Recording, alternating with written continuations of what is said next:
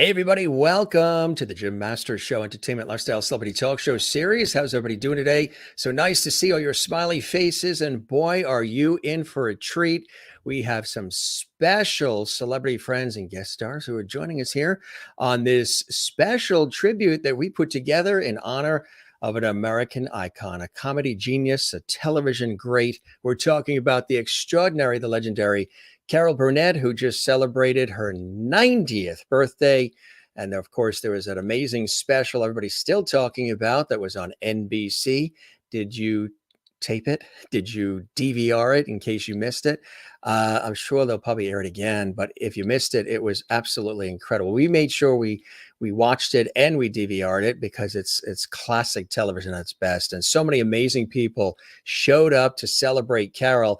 And that's what's happening on this episode of the Jim Master Show. Our guests are coming in to really celebrate and talk about the opportunities they've had to work with Carol in various capacities on the Carol Burnett Show. And they've each had their own individual illustrious careers and still do as well. So you're going to see a familiar face joining me as well, and some brand new faces who are going to be joining us here as we celebrate again Carol Burnett. Now, you guys know that I've had an opportunity to chat with Carol, and she is, for those of you who always ask all the time, Jim, who are some of those folks in your career on television and radio that you've had an opportunity to chat with that really are standouts? And do they really live up to the image?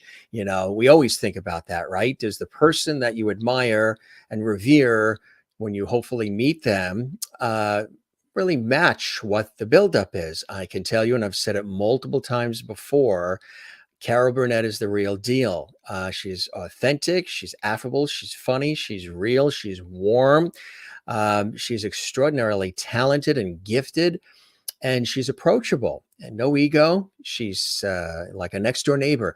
And you're hearing that from so many people who've been celebrating Carol in the last few days and her birthday. People she's worked with, people that have been fans, producers, so much more. Other celebrities that she's had an opportunity to know, share, and Julie Andrews and Dick Van Dyke and so many others have nothing but incredible things to say about her. The times I've had an opportunity to chat with her and meet her have been extraordinary and just really, and one of the coolest things and a blessing is on one of those occasions, my mother was with me, and my mother got a chance to meet Carol and get a photo with Carol as well at an event that we were at with Carol. And it was absolutely, it's still on the television at her home in Florida with us in the photo. And but I had an opportunity again to meet her on several occasions, and she absolutely is the real deal. She's a treasure. She's extraordinary, and we just love Carol. So the guests that we have coming up on the show also love Carol, and they've had an opportunity, as I mentioned, to work with her on so many occasions. Of course, the Carol Burnett Show, an American variety sketch comedy television show that originally ran on CBS from September 11th, 1967 to March 29th, 1978 for 279 episodes, and again with 9 episodes in the fall of 1991, starring Carol Burnett and Harvey Korman and Vicki Lawrence and Lyle Waggoner. Of course, Tim Conway was a frequent guest that became a part of the gang. Dick Van Dyke, of course, a part of it. Produced by Joel Hamilton. Joe Hamilton, of course, was married to Carol Burnett at the time. The announcer, Lyle Waggoner, but also the legendary Ernie Anderson, who went on to ABC and all those great promos you heard on ABC, The Love Boat and all the rest. Yes, great iconic voice.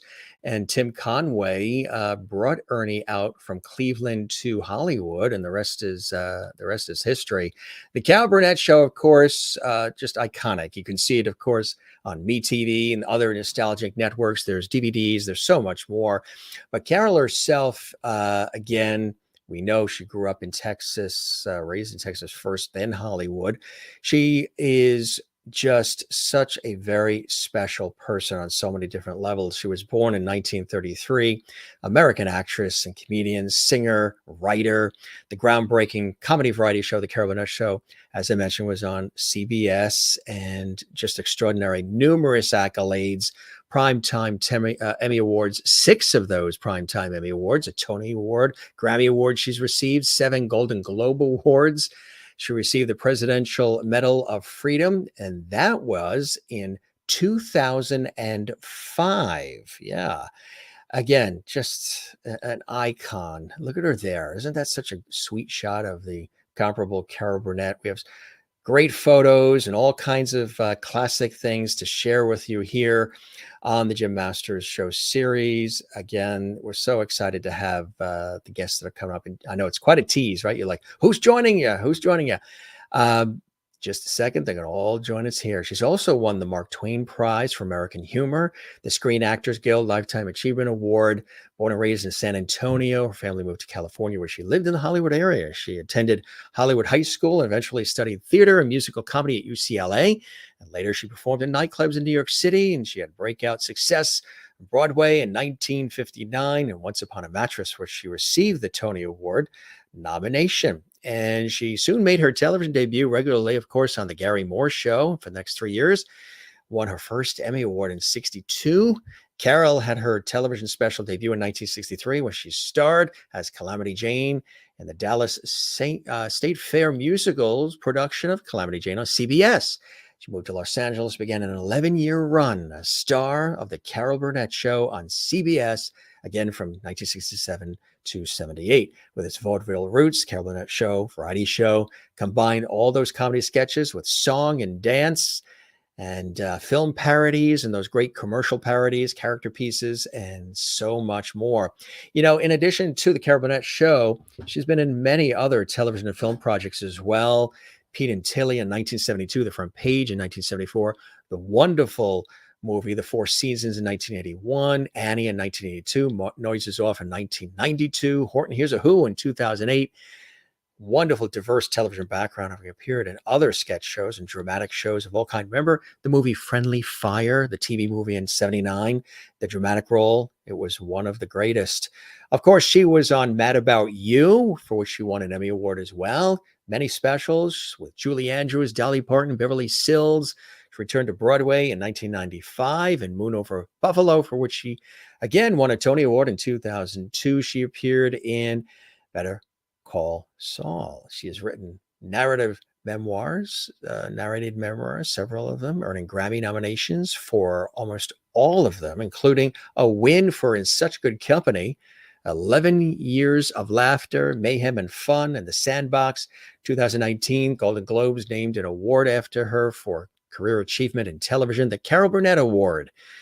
And Burnett has received her first award of that kind, which is really amazing. Again, she truly is an American treasure, and we are so happy to have an opportunity to celebrate her with all of you, with folks who have had connections to the one and only Carol Burnett Show. So, without further ado, it's time to welcome our very special guests to the Jim Masters Show, starting with one of our favorites who's joined us regularly here, the son of the iconic actor, Harvey Korman. Of course, Christopher Korman is here, coming to us from his home in Las Vegas, Nevada.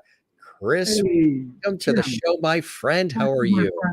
Well, first of all, you should really be congratulated for putting this whole thing together in the classic way you always do. And I think that Carol, if she were to watch this, she'd be over the moon, thrilled and touched. But I can honestly say I'm glad we had this time together. Yes. I don't think enough is said about Carol. I think it's easy to hold on to the glamour, the fame, the status. I don't think people really realize what it took for her to have a career like this. A lot of sacrifices, family, time away from family, marriages. You know, show business is not always a fun, wonderful place, as you know. There's a lot of sacrifices that have to be made to have a career like Carol's. So when you have a chance to celebrate her, you do so. So thank you for doing this, and thank you for having me on. And absolutely, the guys we have on are as much of a Renaissance talent as you are, Jim. Randy Doney, who has had a career in everything. I mean, Broadway, Blazing Saddles, Frasier, Roger Kabler. who's doing an incredible one-man show about Robin Williams that should be seen, heard, and devoured in whole. Wesley Hyatt, not one of the, to me, major pop culture historians in the business, period, bar none. And I had the honor and fortunate to be connected to all these gentlemen one way or another. And that to me is the greatest blessing of the Carol Burnett Show, are the relationships I have cultivated because of Carol and Joe Hamilton. So for that, I owe them everything. And I'm so honored to be on the show with Roger and Randy and Wesley. And thank you for having this on, Jim. The pleasure is all mine, Chris. Absolutely. And we did put this together really quickly because we wanted to do it the same week that all of the fanfare was happening, celebrating the incomparable Carol. I welcome each of you to the show. It's a real honor and pleasure to have you here. And thanks for coming in. And we'll do a little round robin here. First, Roger, tell us about how you got involved with Carol Burnett and the show. I was doing stand-up in New York, and I started to get visible in some other small TV things, and they called me in, and I still get terribly starstruck. I get starstruck when I met Chris. I'm like, oh, this is like a legacy, and it's Jim, and I looked up you guys. I kind of had to vet you out and see Wesley and Randy. I'm like, oh my God. I spent total spaz. So of course, when I met Carol, I'm I couldn't function. But actually, she's about to bite my face off in this scene. Actually, when I came to LA to meet Carol and to audition for the final time, I had been doing a pilot TV show here back east, and I had been up all night, and I was partying at that time, so I was really relaxed.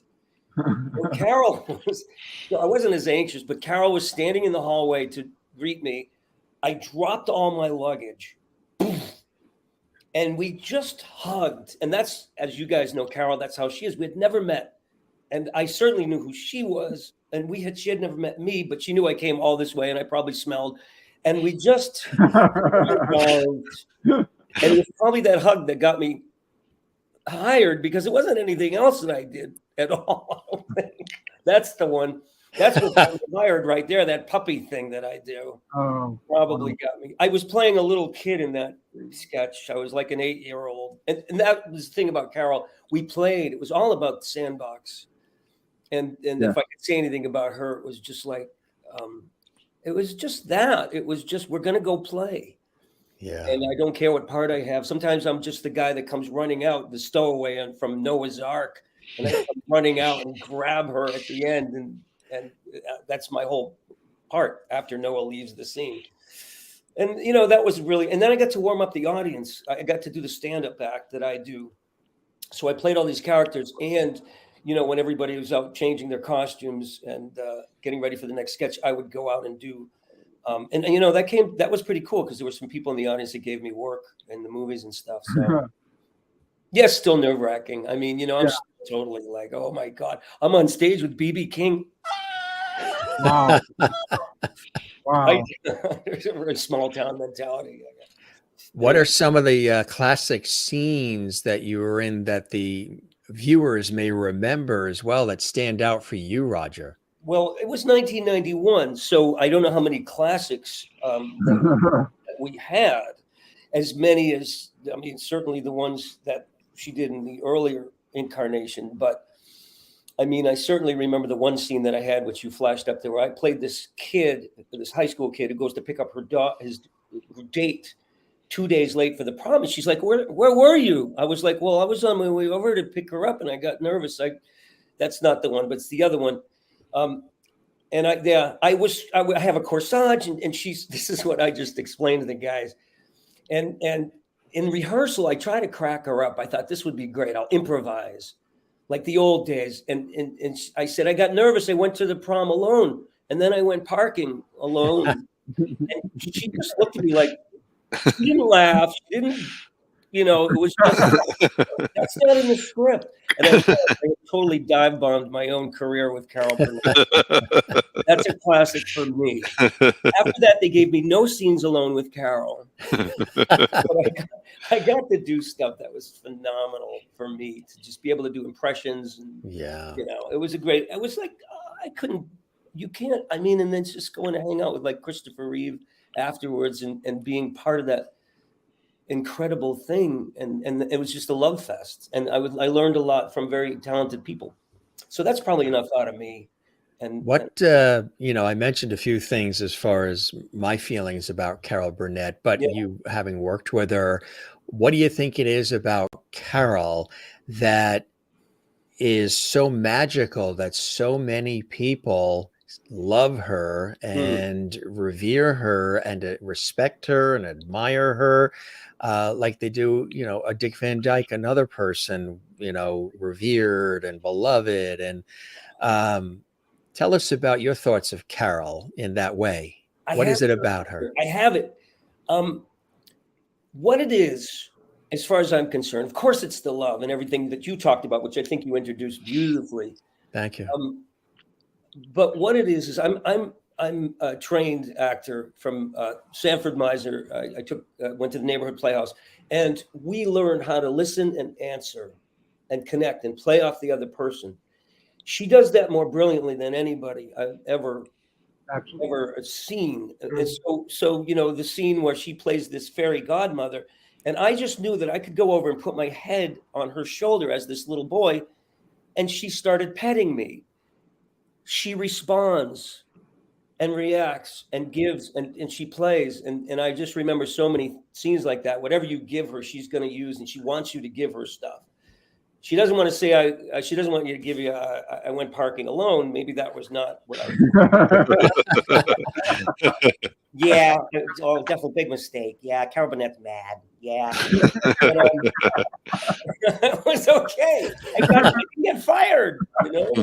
You try things, you get brave. And, I saw so many things she's playing with Andrea Martin when they start doing the Star Trek things. That was, I think, the best sketch they ever did, when they all turn into, all the men turn into women, and she and Andrea Martin are feeling each other's breasts.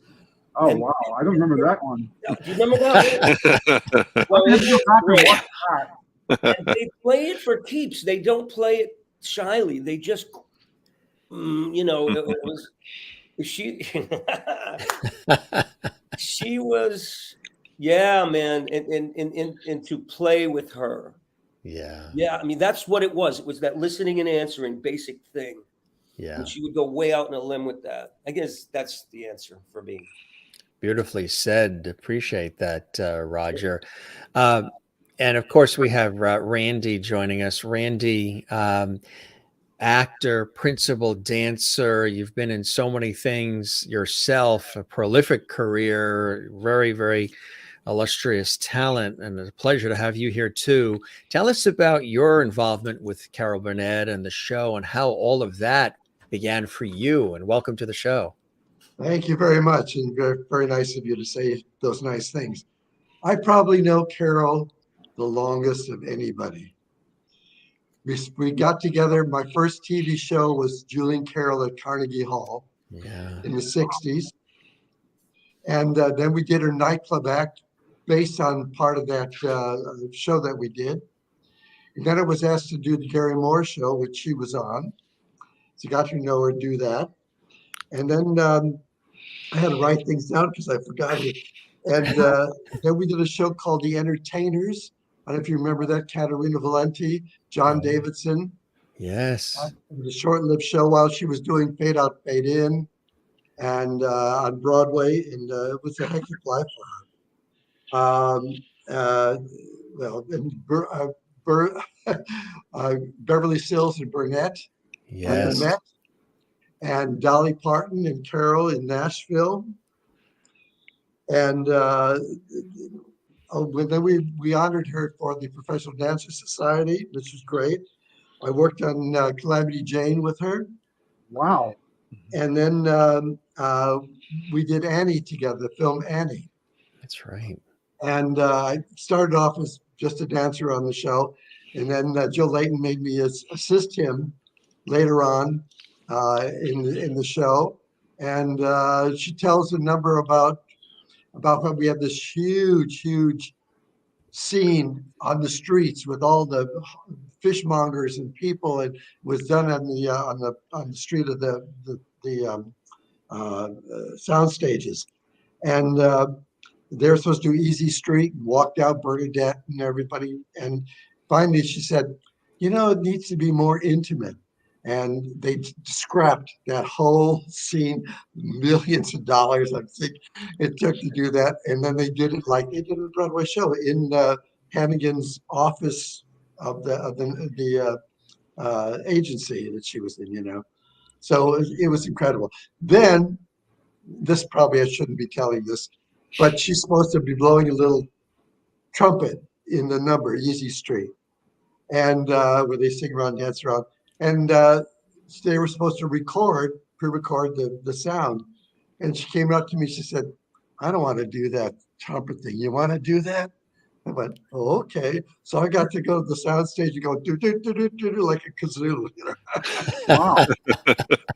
She was great, you know. So I know her all those years and years and years, and as you were talking about, she is the reason people love her is because she's real. It's absolutely real, you know. And so one of my stories is that we're in a rehearsal hall. Somebody comes in the door. She runs right over to them and says, hi, I'm Carol Burnett. Who's your name? And then he introduced himself. And then she referred to you all through the day. She was just that kind of person, you know. Very, very giving. And of course, working with Harvey, Chris, you know how I loved him. I know you. And Tim, you know, unbelievable. So I have had a great career with her. What was the set like? What was the atmosphere? A lot of times you hear these wonderful stories about how the lead talent or the creators create an atmosphere of family. You know, some shows it's not necessarily like that, but there are these iconic shows where you hear these wonderful stories where everybody felt like it was work and it was hard work, but there was a familial feeling to it. Would you say that was sort of what it was like on the set of the Carol Burnett Show? She brought when she was on the Gary Moore show, she brought Gary Moore, his persona, to her, and when she did her own show, and you know, the captain of the ship runs everything, and everything depends on that person, how they react, how they, you know, say things to people. And everybody loved her, so everybody got along. We did the show like it was a live show instead of a taping, which we did have to stop once in a while. But yeah, everybody, to the crew, everybody was family.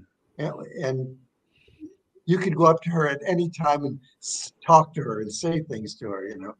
She's wonderful. And that was the feeling of the show. No bad responses at all. Hardly, I don't think she ever talked any bad talk about anybody that was on the show. You know, so she had her issues with my father at times. She had issues, but they worked that out. And Carol could have blown. You're right, Randy. And she could have blown him out of the water, but she didn't. She understood his value to the show long term. What is his value versus not having him on the show? And the time that she put him in his place, the next Monday, you know about this, Randy, she had a plaque on his dressing room door to remind him no more bad Harvey. Right. The sign read, Mr. Happy-Go-Lucky. So the story was that Harvey inferred something about one of the stars that were on the show. I think it was. Oh, yeah. He insulted Petula Clark and Tim Conway. Yep. And so, as the story goes, Petula was not getting, she was doing a stomach turn sketch. But what Dad said, he made, she wasn't getting the sketch. And Dad obviously said something to her about timing or comedy. And Randy will tell you, you didn't speak out of turn. If there was a problem, Carol and Joe would handle it, or mostly Joe would, but you didn't speak out of turn. And my dad expressed his feelings about something, and it was not maybe constructively presented, and he was out of line. But instead of just sending his dad out the door, Carol said, okay, I'm going to humble you here. I'm going to give you another chance on Monday. So you're going to come back on Monday. You're going to be in a better mood. And I don't want any more moody Harvey anymore. So she put that plaque on his door to remind him, no more bad Harvey, Mr. Happy-Go-Lucky. And from then on, there was no more problems with Harvey. But that's how Carol was. She was tactful and loving and responsive to your needs. She realized there was problems at home. It would have been a shame to lose Harvey because he's so brilliant, as you know. Your father is great. So when this incident happened, from what I heard is, usually Joe Hamilton, the producer of the show, Carol's husband, would take care of everything, that needed to be done. But this time Carol went up to Harvey because she loves him and respects him, and they had their talk. And finally she said, it's up to you. You want to stay on the show? Fine. Yeah. If you don't, fine.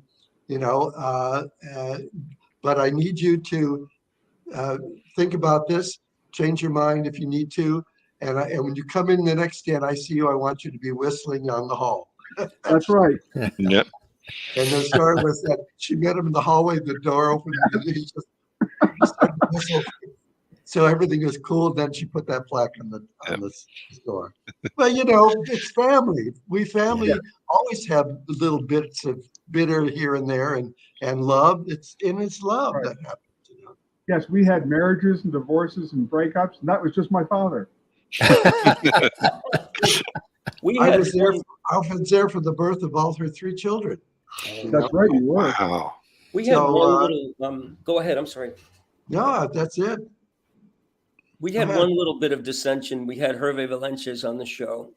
And the plane, yeah. Right. At that point, in those days, you could do certain things that you can't do today. And the sketch was they were going to attach him to a bathroom key, like a piece of wood that you would attach. And Harvey actually was feeling like, what do you mean you're attaching me to a key? There's no integrity. And I'm sitting there going, no, they can't do this. But right.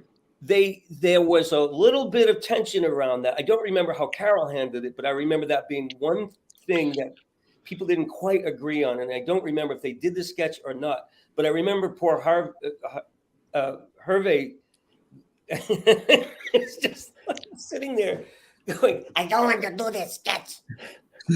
We were like, oh, what are we doing? I retreated. I didn't want to be in this social miasma. Anyway, it's not my turn, but I just wanted to. That's fine. This is family. This is all.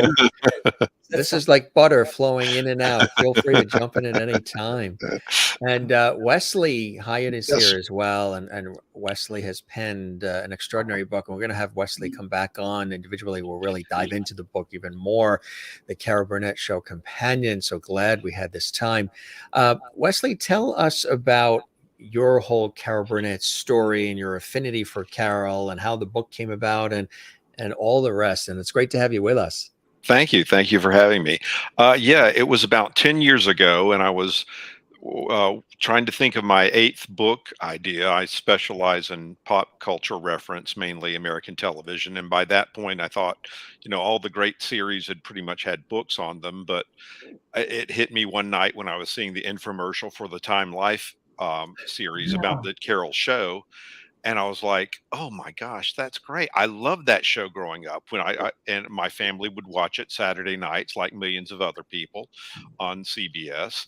And I thought that's great. But I mean, it's 11 years on the air and nearly 300 shows. And how can I get it together and do it? But then I realized at the same time, okay, they're putting a lot of the old shows out on DVD. I can see those. They've got, of course, they had the syndicated reruns of Carol Burnett and Friends going out that were available as well.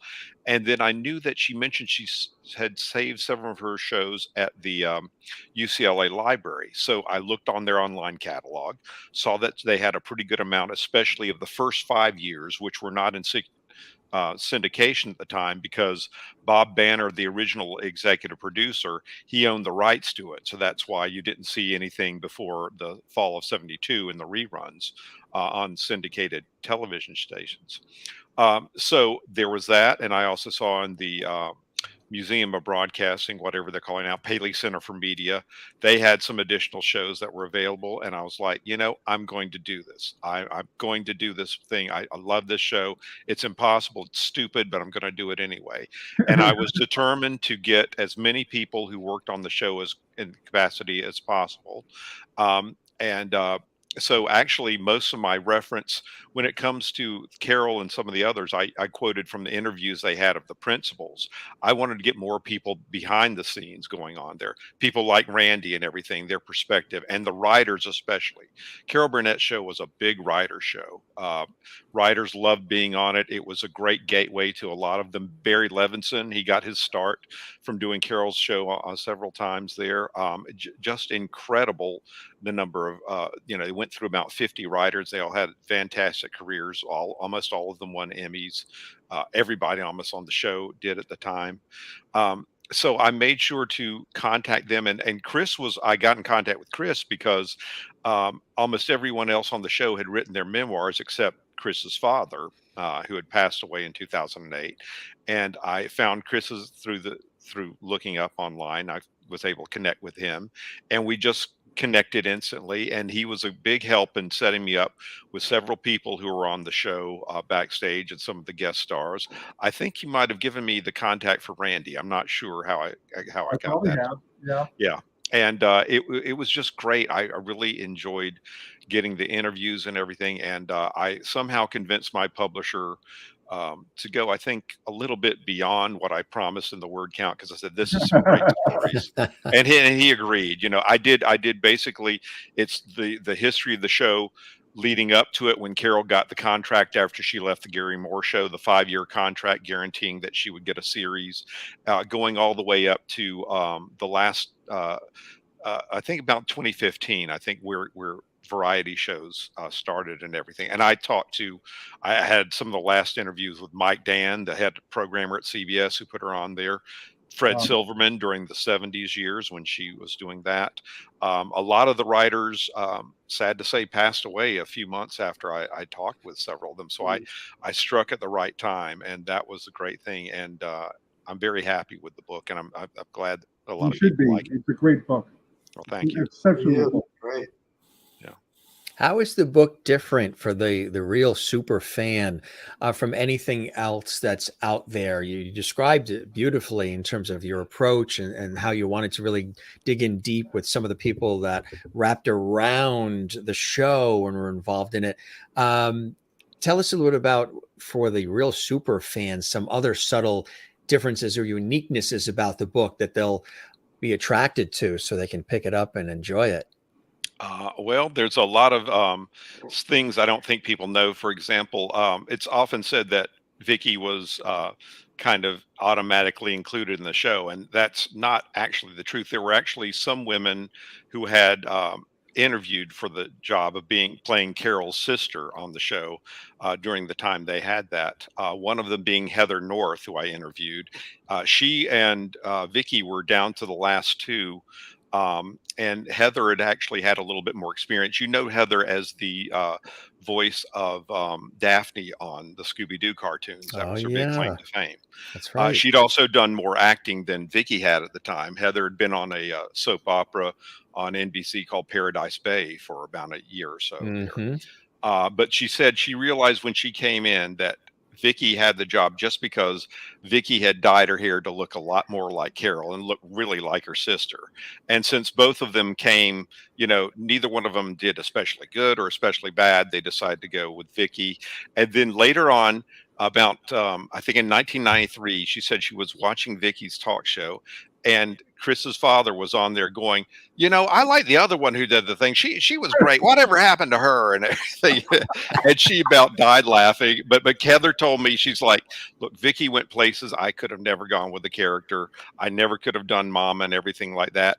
And in fact, Heather was very happy. She she married H. Wesley Kenny, I think, who was a longtime director of Days of Our Lives, and went off stage and had a very good time with him. She passed away a couple of years ago, unfortunately. But it's that kind of inside baseball story that I tried to get. I got some people who worked in the band, like Cubby O'Brien was the drummer there at the time, there in the orchestra, I should say. Really? Sorry, there's a difference. I know that. Some of the a member of the singers who helped pre-record a lot of the vocals that they mimed to on dancing on stage that way. And like I said, I tried to get some of the good quotes from like Fred Silverman. I asked him why he made some of the moves he did on Carol's show there, and it was very interesting. And he did tell me he did think that that night he did where on Saturdays, which is we're coming up on the 50th anniversary, when it was All in the Family, MASH, Mary Tyler Moore, Bob Newhart, and Carol's show was just the best night of programming he ever did. And I think very few people would disagree with that. Absolutely. Yeah. 100%. You know, they locked in that night extraordinarily. And so much has changed, obviously, over the years, but so good that we have the opportunity to see these, iconic series, these beloved series that we all either grew up with or fell in love with, or all of the above. On those nostalgic networks, the Me TVs, the Decades, the Antenna TVs, and all the Cozy TVs, all the other ones that have come out, and to get it on DVD and all. For you, Chris, of course, the son of the legendary Harvey Korman, when you were a guest, we sort of dug in deep a little bit about just the whole experience for you growing up with an iconic figure for a dad. From your background, what are some of the things that your father might have expressed in terms of just being a part of that ensemble, being a part of that show in particular? Your father, an iconic career, Blazing Saddles, and on and on and on, so many incredible things that he had done. But of course, Carol Burnett, just that series just took his already illustrious career and just catapulted it in a different direction, as it did for so many people. What are some of the little nuggets maybe that you recall your dad sharing about the whole experience? Well, I'll say this, and you probably would agree with me. It was the best 10 years of his career, professionally, emotionally, creatively. They say, you look at the word art is in the word cathartic. And I like to think that the Burnett Show was this safe haven for him, because he had his angst, he had his issues. I'm not going to go into it about me, but I grew up with a learning disability, and I had my own struggles. I'd like to think the Burnett Show was a place for him to go and just purge all the anxieties and all the insecurities that he has as a person, and he put it into his work. And he could come home and just be a father. So I say this, Carol Burnett Show was this incredible healing place for him, and he could get out all that stuff that made him the crazy person that he could be at work, and he could come home and just let it work, and he came home and he could just be a father. And I think that is one of the greatest things I could say about the Burnett Show is Carol gave people a safe place to come be themselves, and get out all those things about themselves, and be the most productive person that they could be as a performer, and then go home and be the best person that they could be. I don't know how many shows can say that about their performers. And I think Dad really appreciated that fact. He really loved I think we all felt that way on being on the Burnett Show, where we'd go and it was a happy place, and the struggles you might have had at home all disappeared while you were there. Well, I'm not the only one that feels that way, because I sensed that from him, that he felt that way. And Carol really gave away the store. How many stars said, and Randy can bear me out in this, Carol can say, that doesn't work for me. Vicki should say that. I won't make that line funnier, but Vicki will. Or the next sketch will be about Harvey. The next sketch will be about Tim. Because you have to remember, Randy knows this better than I do. Think about this. Carol came from Gary Moore. She was Emma Jean Coco to Gary Moore's Sid Caesar. My dad was Carl Reiner to Danny's Sid Caesar. So now you had two perennial second bananas playing off each other. And there was no ego with Carol. Carol gave everybody a chance to shine. And I mean everybody. From Peter Matz to the dancers to Bob Mackie. And the cohesion of everybody wanting to create the best product possible. That's why the show was so good. There was no ego. It was about the show and the product. Every Saturday Night Live, you got the best show possible. We all got to do things and be in sketches also. You know, we had lines and parts in which, you know, kind of unheard of, being a dancer, singer. And we were just put into the show. Harvey used to say to me, "You're funny." And that was a big compliment to me. Randy, weren't you the man-eating plant that does in the store? That was you? The plant paid by Randy Doney. Oh my God. I didn't realize that was you. Oh God, yes. And I had a chance to beat Tim Conway up a couple of times. I just never got paid to do it. Working, I don't want to get off of your dad, but working with Tim in that sketch, Tim always seemed like he was going crazy and everything. Right. He was so in control of everything. Yeah. And we fought, we threw me on the floor, and even one point, Carol, and he had to pick me up because I was stuck in a basket. I couldn't stand up. Oh God. And it was a highlight of my life. Really, it was just wonderful. I'll just say this. It really, the unfathomable blessings of the Burnett Show go outweigh a ratings point or an Emmy nomination for me. The blessings, I have to say this, the blessings of my life, because of the Burnett Show, because of Carol and Joe, are because the people that are on this show today. I wouldn't know these people and have them in my life the way I do. And I don't take that for granted that I have Randy and Roger and Wesley in my life if it wasn't for the Burnett Show. And that's an immeasurable blessing to my life. And I can't, and if not for the Burnett Show, I wouldn't have Jim Masters in my life. Thank you, Chris. How do you measure all these relationships? And Randy can bear me out. Look at the people we all know because of the Burnett Show that we might not have met had not been for Carol and Joe. How can you equate that? How can you measure that in a lifetime? You can't.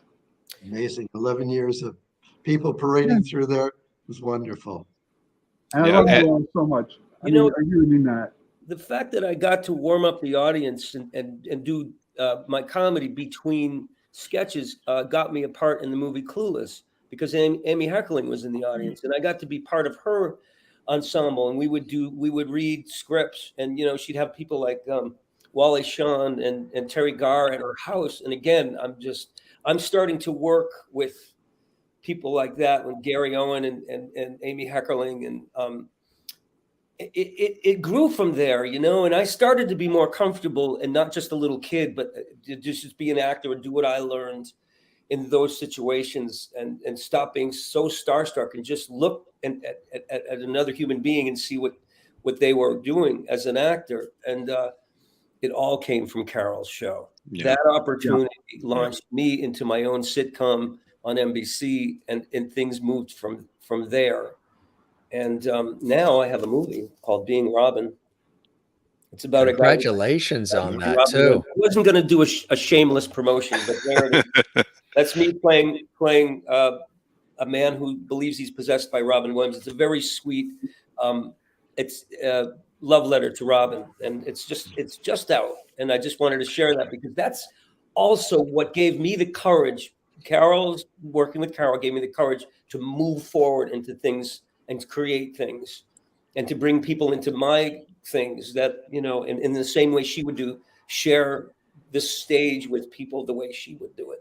Well, that brings me to my question to Randy. You were on the set of the Carol Burnett, Whoopi Goldberg, Carl Reiner special. So you could speak to this. In the funeral scene, as you said, Carol and my dad let Robin fly when he felt it was time to let Robin fly. But I think Robin had enough referential love for Robin, for my dad and Carol, to know when to pull back and say, I need to listen to Carol and Harvey. This isn't about me. This is about the show. Did you feel, Randy, that Robin respected Carol, my dad, enough to let them do their job? Carol was what? Say that again. Did you feel like Robin, even though there was times that Carol let Robin go and let him do his improv, did you feel that Robin had enough respect for Carol and my father and said, look, you have a job to do too. I'll do it the old way. Oh, he in all his big ad libs and letting go like that, he was in control. He knew what to do and how far he should take it. Mm-hmm. Yeah. Okay. I believe he cooked that stuff up the night before. It seemed like improv, but and I've studied Robin extensively, he would come in prepared. Like the second time when he did, you got to jump down, turn around, pick the bail. Right. He had that locked and loaded. Hmm. He had the coffee thing. He might have done some things when he was working off her that were really improvised, but I know from studying him, he would bring things in his back pocket, like the coffee thing. You know, there's some coffee in the embalming room, but it tastes a little funny. That's a great line. I know, That's good, huh? his magic is that he could make it seem so immediate. Right. Yeah. And Carol did a great job. She really respected a lot of comedians. I realized that going back, looking at the shows and everything. I don't think you have to look at all the 11 years to get the impact, but she had just about every major comedian on that show. Shaky Green did the show. Yep. People don't realize that at the time there. She had Phyllis Diller, Joan Rivers thanked her for giving her some exposure early during Joan's career back in the 70s as well. John Biner. John Biner, yeah, she and John, John love could have John very Biner. well could have been a regular on the show, but I Yeah. think he enjoyed. He was perfect for what they had at the time there, and remember when she had George Carlin on twice. Imagine that. A lot of them wouldn't do that. And this one too, Chris, is that there are certain comedians, I will not say their names, but you know who it is, who would have your father on as a guest, and then they got envious about the laughs your father got and just said, okay, I'm not going to have him back on here another time. So Well, if you don't want to mention, I will, if it's okay. Yeah. And I mentioned this to Roger yesterday, and Dad had problems with Danny Kaye and Red Skelton. But Dad was fired from Red Skelton for being too funny. Yeah. And Danny's problem was that Danny didn't rehearse. Like Dean Martin, Danny didn't like to rehearse. He liked to keep everything very easy. I want to be able to react to the moment. Like Jackie Gleason too. Yeah, Gleason. Yeah. And Danny would bristle if anyone got a bigger laugh than Danny, even in rehearsal. Because remember, my dad and Joyce Van Patten were considered semi-regulars on that show.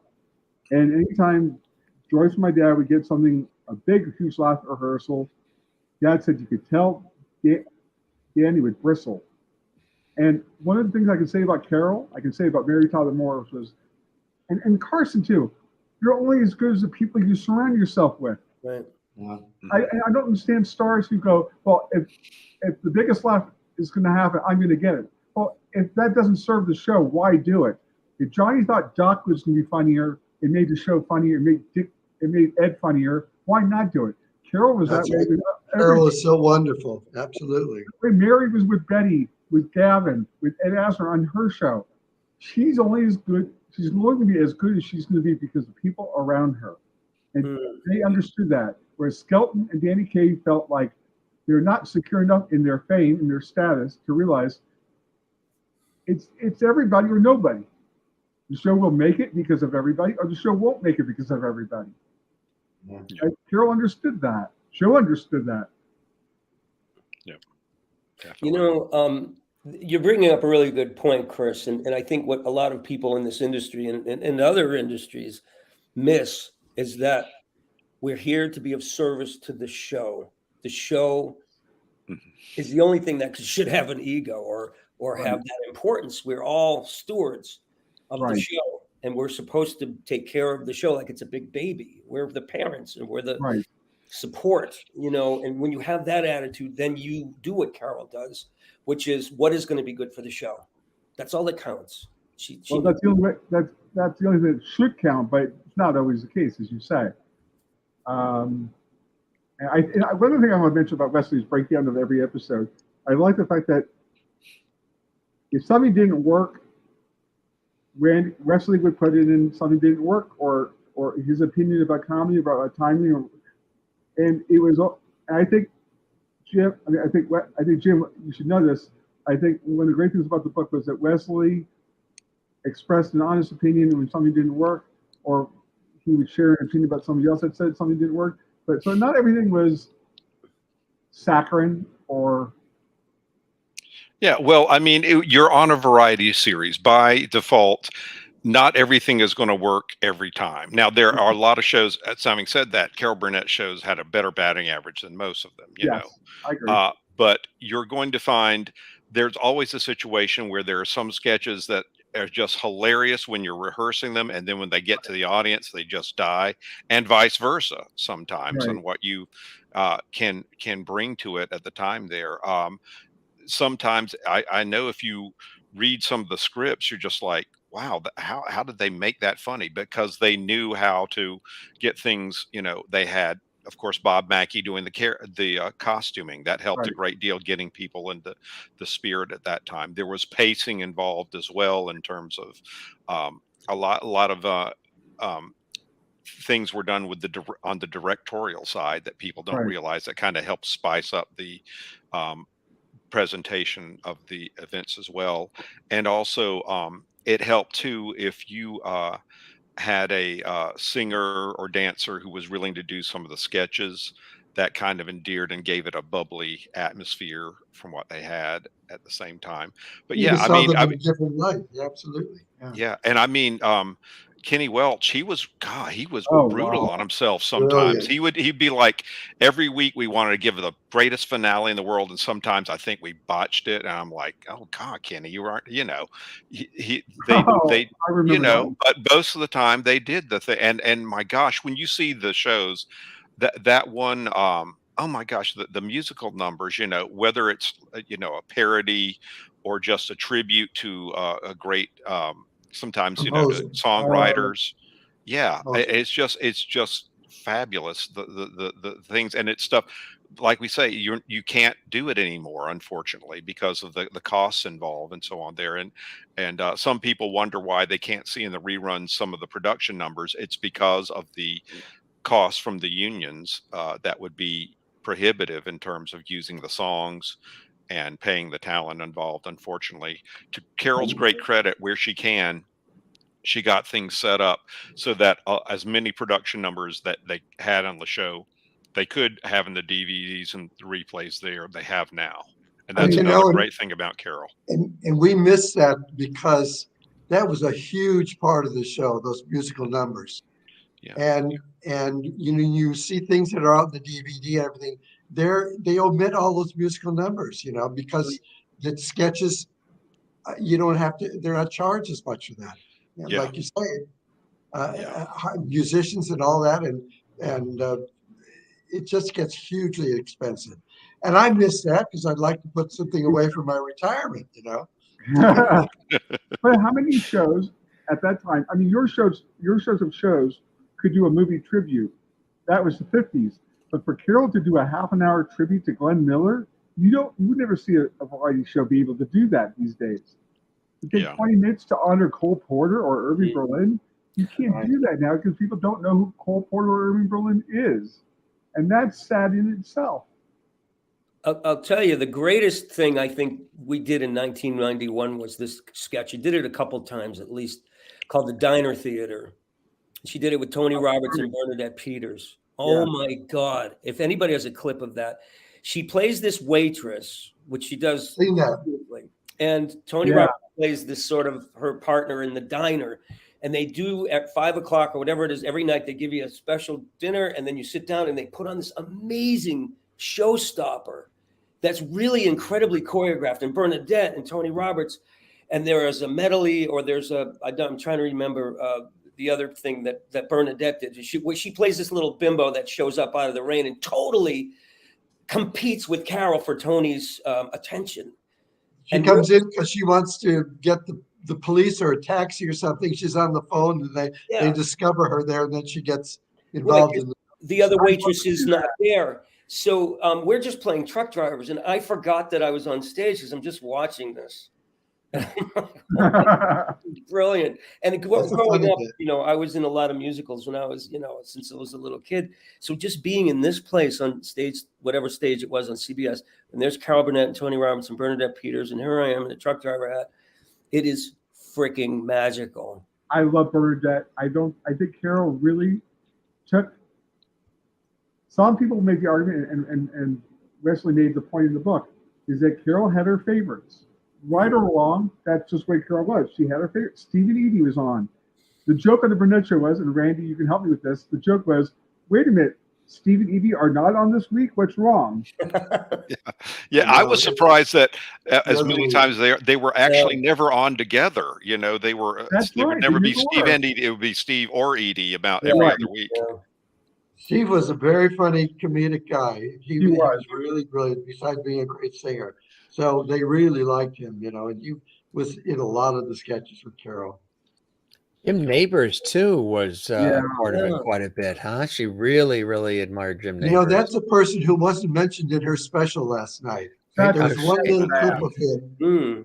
but he was her good luck charm. So he Right. always did the very first show of every season for 11 years. Yeah, I'm surprised they And- didn't mention him. yeah. And speaking of that, I'll do it real quick there. But that actually was not going to be the first show that they taped. They taped 2 shows prior to doing the one with Jim Neighbors, but that was the one where Bob Banner told her, "Look, you need to do a little talk to the audience beforehand. People aren't going to know who you are. We need to warm them up and everything." And they started recording her doing the, Oh, the right. Q&A Yeah. sections right Yeah. there. Oh, And that one, and because Jim was such a big star at the time on the Gomer Pyle show, that's what they led with. And it was a good luck charm because Carol's show, when she started 67, that time slot on CBS, originally she was Monday nights 10 to 11. CBS had not had a hit there in at least 5 years. And and in fact, there were executives who were thinking, okay, what are we going to have to replace the show mid-season? We got to figure out what it was. yeah. And yeah, some of the writers said they were heard from CB executives when they said they were going out to Hollywood to work on it. They said, well, good luck, but it's not going to last long for you. That's Hmm a great Well, story. I think Carol proved that. She said, Randy could bear me out in this. Carol said from the very beginning, whether the show goes or not, let's have fun. And the audience will pick up on that, and they'll get a sense that we are a family, and it'll come across that way. Yes, occasionally you would see a boom. Occasionally you would see a mistake. Carol left it in because they had no choice to leave it in.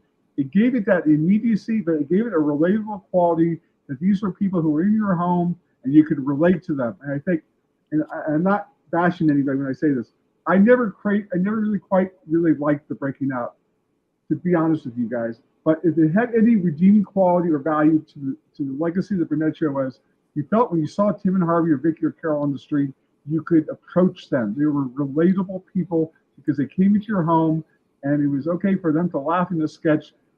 And it wasn't like they were saying, "Oh, we're Playhouse 90. We're having fun here."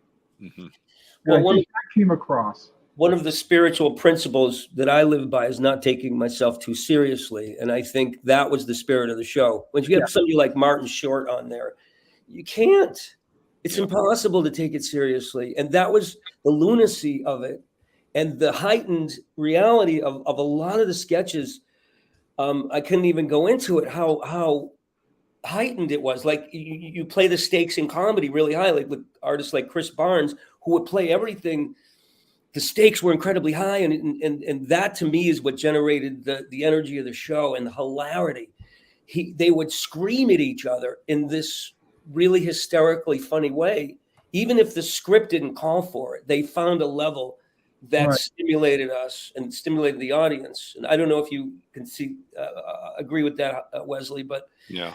I feel like that's watching this backstage and Richard Kind, who was so big. He was like Grandpa Munson, Yes, you know.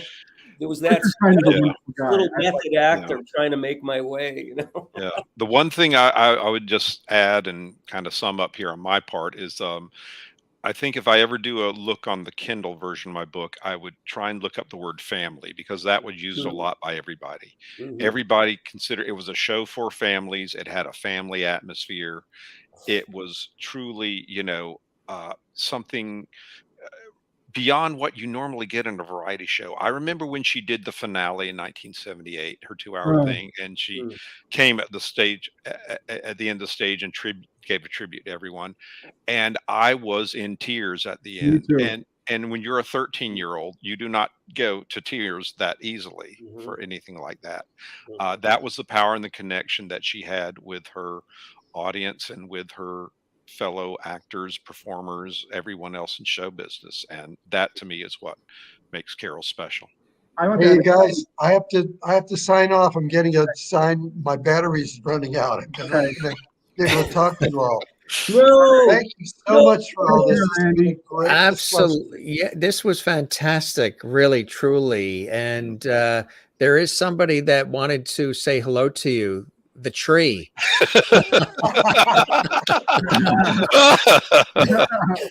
Thank you. And also somebody that pops up on our show all the time as well on our everyday episodes. Mr. George Burns is in the house. no. Wow, thank you very much. Thank you. Yeah. Yeah. Oh, thank see, you. there we go. My aunt Thank collected you, Gracie. dolls. It's and okay, she, Gracie. Thank you. yeah, she collected dolls, and she had a room in her house in West Hartford, Connecticut, one of my mother's sisters, with thousands of dollars worth of collectible dolls. And we put them on the Jim Masters show, one episode, nostalgic episode. They all fell in love with him. So he pops on with a cigar and his red pocket square, and he sends his love. And that's it.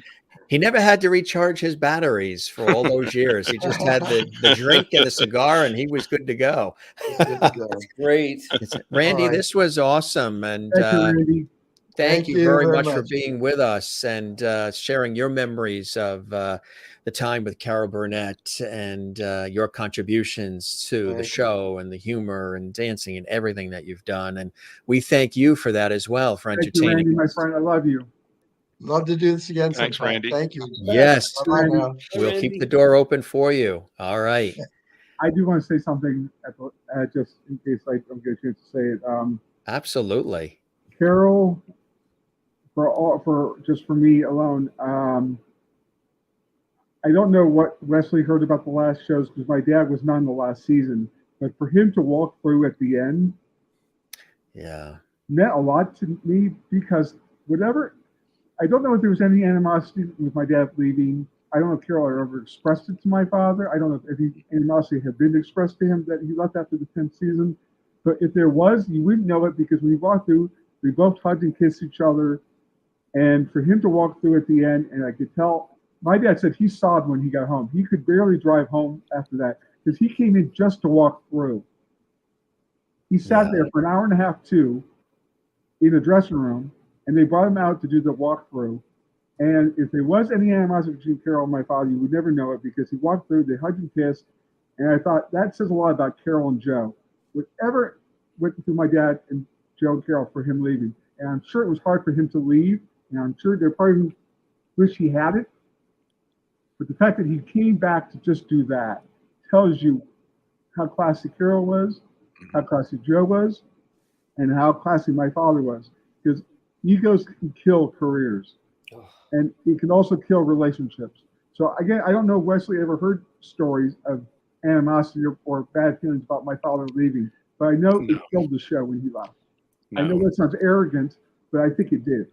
Yeah, it was. Yeah, it was a different show in the last year without Harvey. Even that was when Dick Van Dyke came on the last season, and he later said that he felt like writers were writing him to play Harvey Korman parts, and that's why he didn't stay but 13 weeks. And by then, I think Carol knew it. There was also at the same time, that's when her daughter was going through drug problems and so on there. They were getting away a lot to go to Hawaii to try and combat that. And I think it just got the focus off the show. Plus, there was also The Love Boat came on ABC. Oh, and that's an interesting story. My father was up for the role of Meryl Stooping. That's right.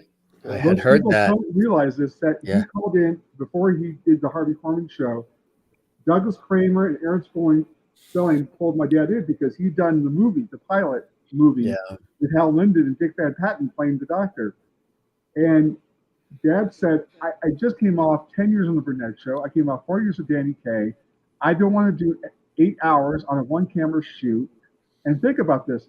Had he been on the Love Boat, he would have been on the show that knocked off the show that made him famous. Mm-hmm. How weird would have that been for him to hear, oh, you knocked off the show that made you famous? Yeah. But he did end up saying to Aaron Sorkin as he was, Aaron Spelling. He walked out of the dressing room because they want to see what he looked like in the outfit. And he said, Aaron and Douglas fans were like, I don't want to do 8-hour days, but my ass looks great in these shorts. And he walked out. I saved that for your show, Jim. Absolutely. I appreciate that.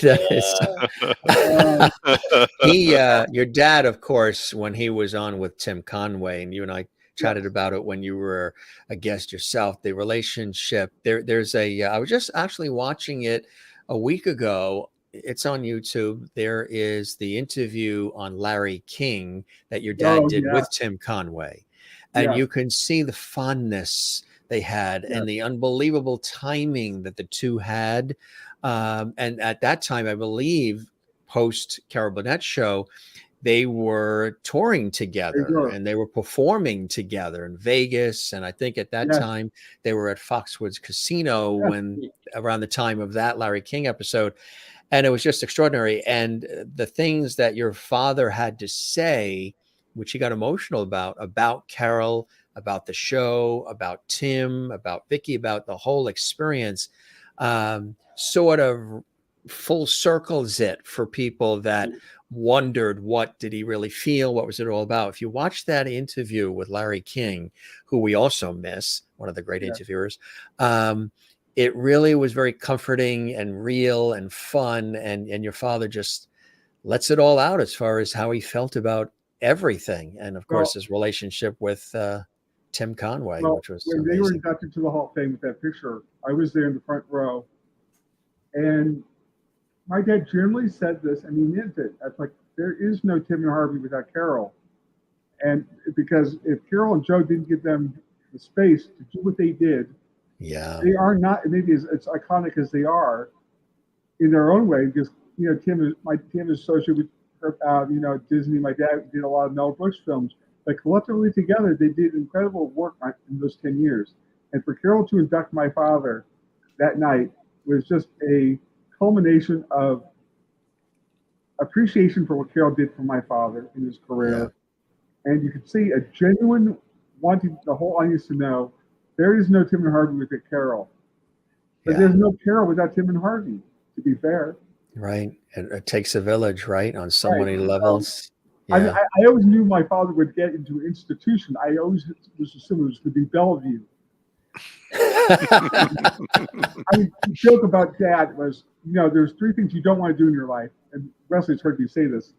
Don't work with animals, don't work with children, and don't work with Conway. That's, as far as the show itself, Carol, of course, had the wonderful friendship with the incomparable Lucille Ball, too, huh? Yeah. She did. Lucy did the show 4 times. Carol did her show, I think, 3 or 4 times as well. And it was real ironic that Lucy died on 1989 on the same day that was Carol's birthday. That's right. Lucy had sent. Lucy had a tradition of sending a floral arrangement to Carol on her birthday every day, and the flowers arrived later that day after Carol had heard about Lucy passing. It was just incredible, like, wow, she knows how to get out of there. And I talked to a few of the co-stars, and I think it was Pat Carroll who said she, there was some comparisons with them, obviously redheads, wacky on CBS and everything. And while there were different specialties they had on there. It might have been interesting to see if Lucy could have done a variety show. It might have been interesting if Carol had done a sitcom and everything. Right. But in Pat Carroll's mind, she thought it was probably better that Carol did it because Carol could get more out of herself and do different characters and get things together that way. Carol also made a point about, and I think, and I felt bad for Dick Van Dyke in this way. Dick came to my father's memorial, and I said to him, Dick, you look a little apprehensive about being here. It's like, well, the way I left the Burnett Show wasn't great, and I replaced Harvey, and I know that didn't go well. I said, Dick, you're not here as a celebrity. You're here as an associate of my father's, and you're always a part of the Burnett Show family, and you always will be. So whatever happened between you and Carol back then, that doesn't matter today. You're here to be there to support my father. But Carol said astutely, when Dick Van Dyke wore a dress, it's Dick Van Dyke in a dress. When Harvey wore a dress, it was a character. Mother Marcus. And it's like Roger with Robin. He was an inhabitor of people. He wasn't a portrayer of people. There's a difference. Because my dad's, like Robert's, my dad's training at Goodman Theater is you always play, and that's something that Carol did very well, is you play the truth, you don't play the comedy. You always play the truth in the moment. You don't play the absurdity of the moment. You don't indicate you're playing absurdity. You're indicating you're playing the truth. And that's why Carol and my dad could do broad characters like that. They always went for the truth of the moment. And I don't think that was Dick's strength. Dick also could not do dialects like my father. Yeah. And I'm not dissing Dick. Don't get me wrong. Dick is a powerhouse talent. But Dick didn't do for Carol what my dad could do for Carol. And that was the difference. Yeah. That's just my feeling. Like in this sketch with the Bob Mackie. Yes. Now that one, you noticed that Harvey didn't crack up on that one because Carol knew that he probably would. So she showed that to him in advance. Yes. So that's why when it, everyone else is pretty much, in hysterics, but Harvey is very composed during that sketch. It was very interesting to see the times when, which were rare, when Carol started to laugh a little bit because of something that Harvey did or said, or something just didn't work out right. And you could see there was one, they showed a clip of it the other night too, where I forget the actual scene, but something didn't go according to plan. And she had said something like, well, you're never going to see us do this again. I remember the Mary Worthless sketch. Mary Worth. Yeah. That was the one where she, everything kind of messed up on the sketch when they were doing it. And she didn't, there was one sketch where, she didn't like it that much that she actually, during the second show, during the, I guess it was the tape show, as they call it, the dress was first on the tape show at night.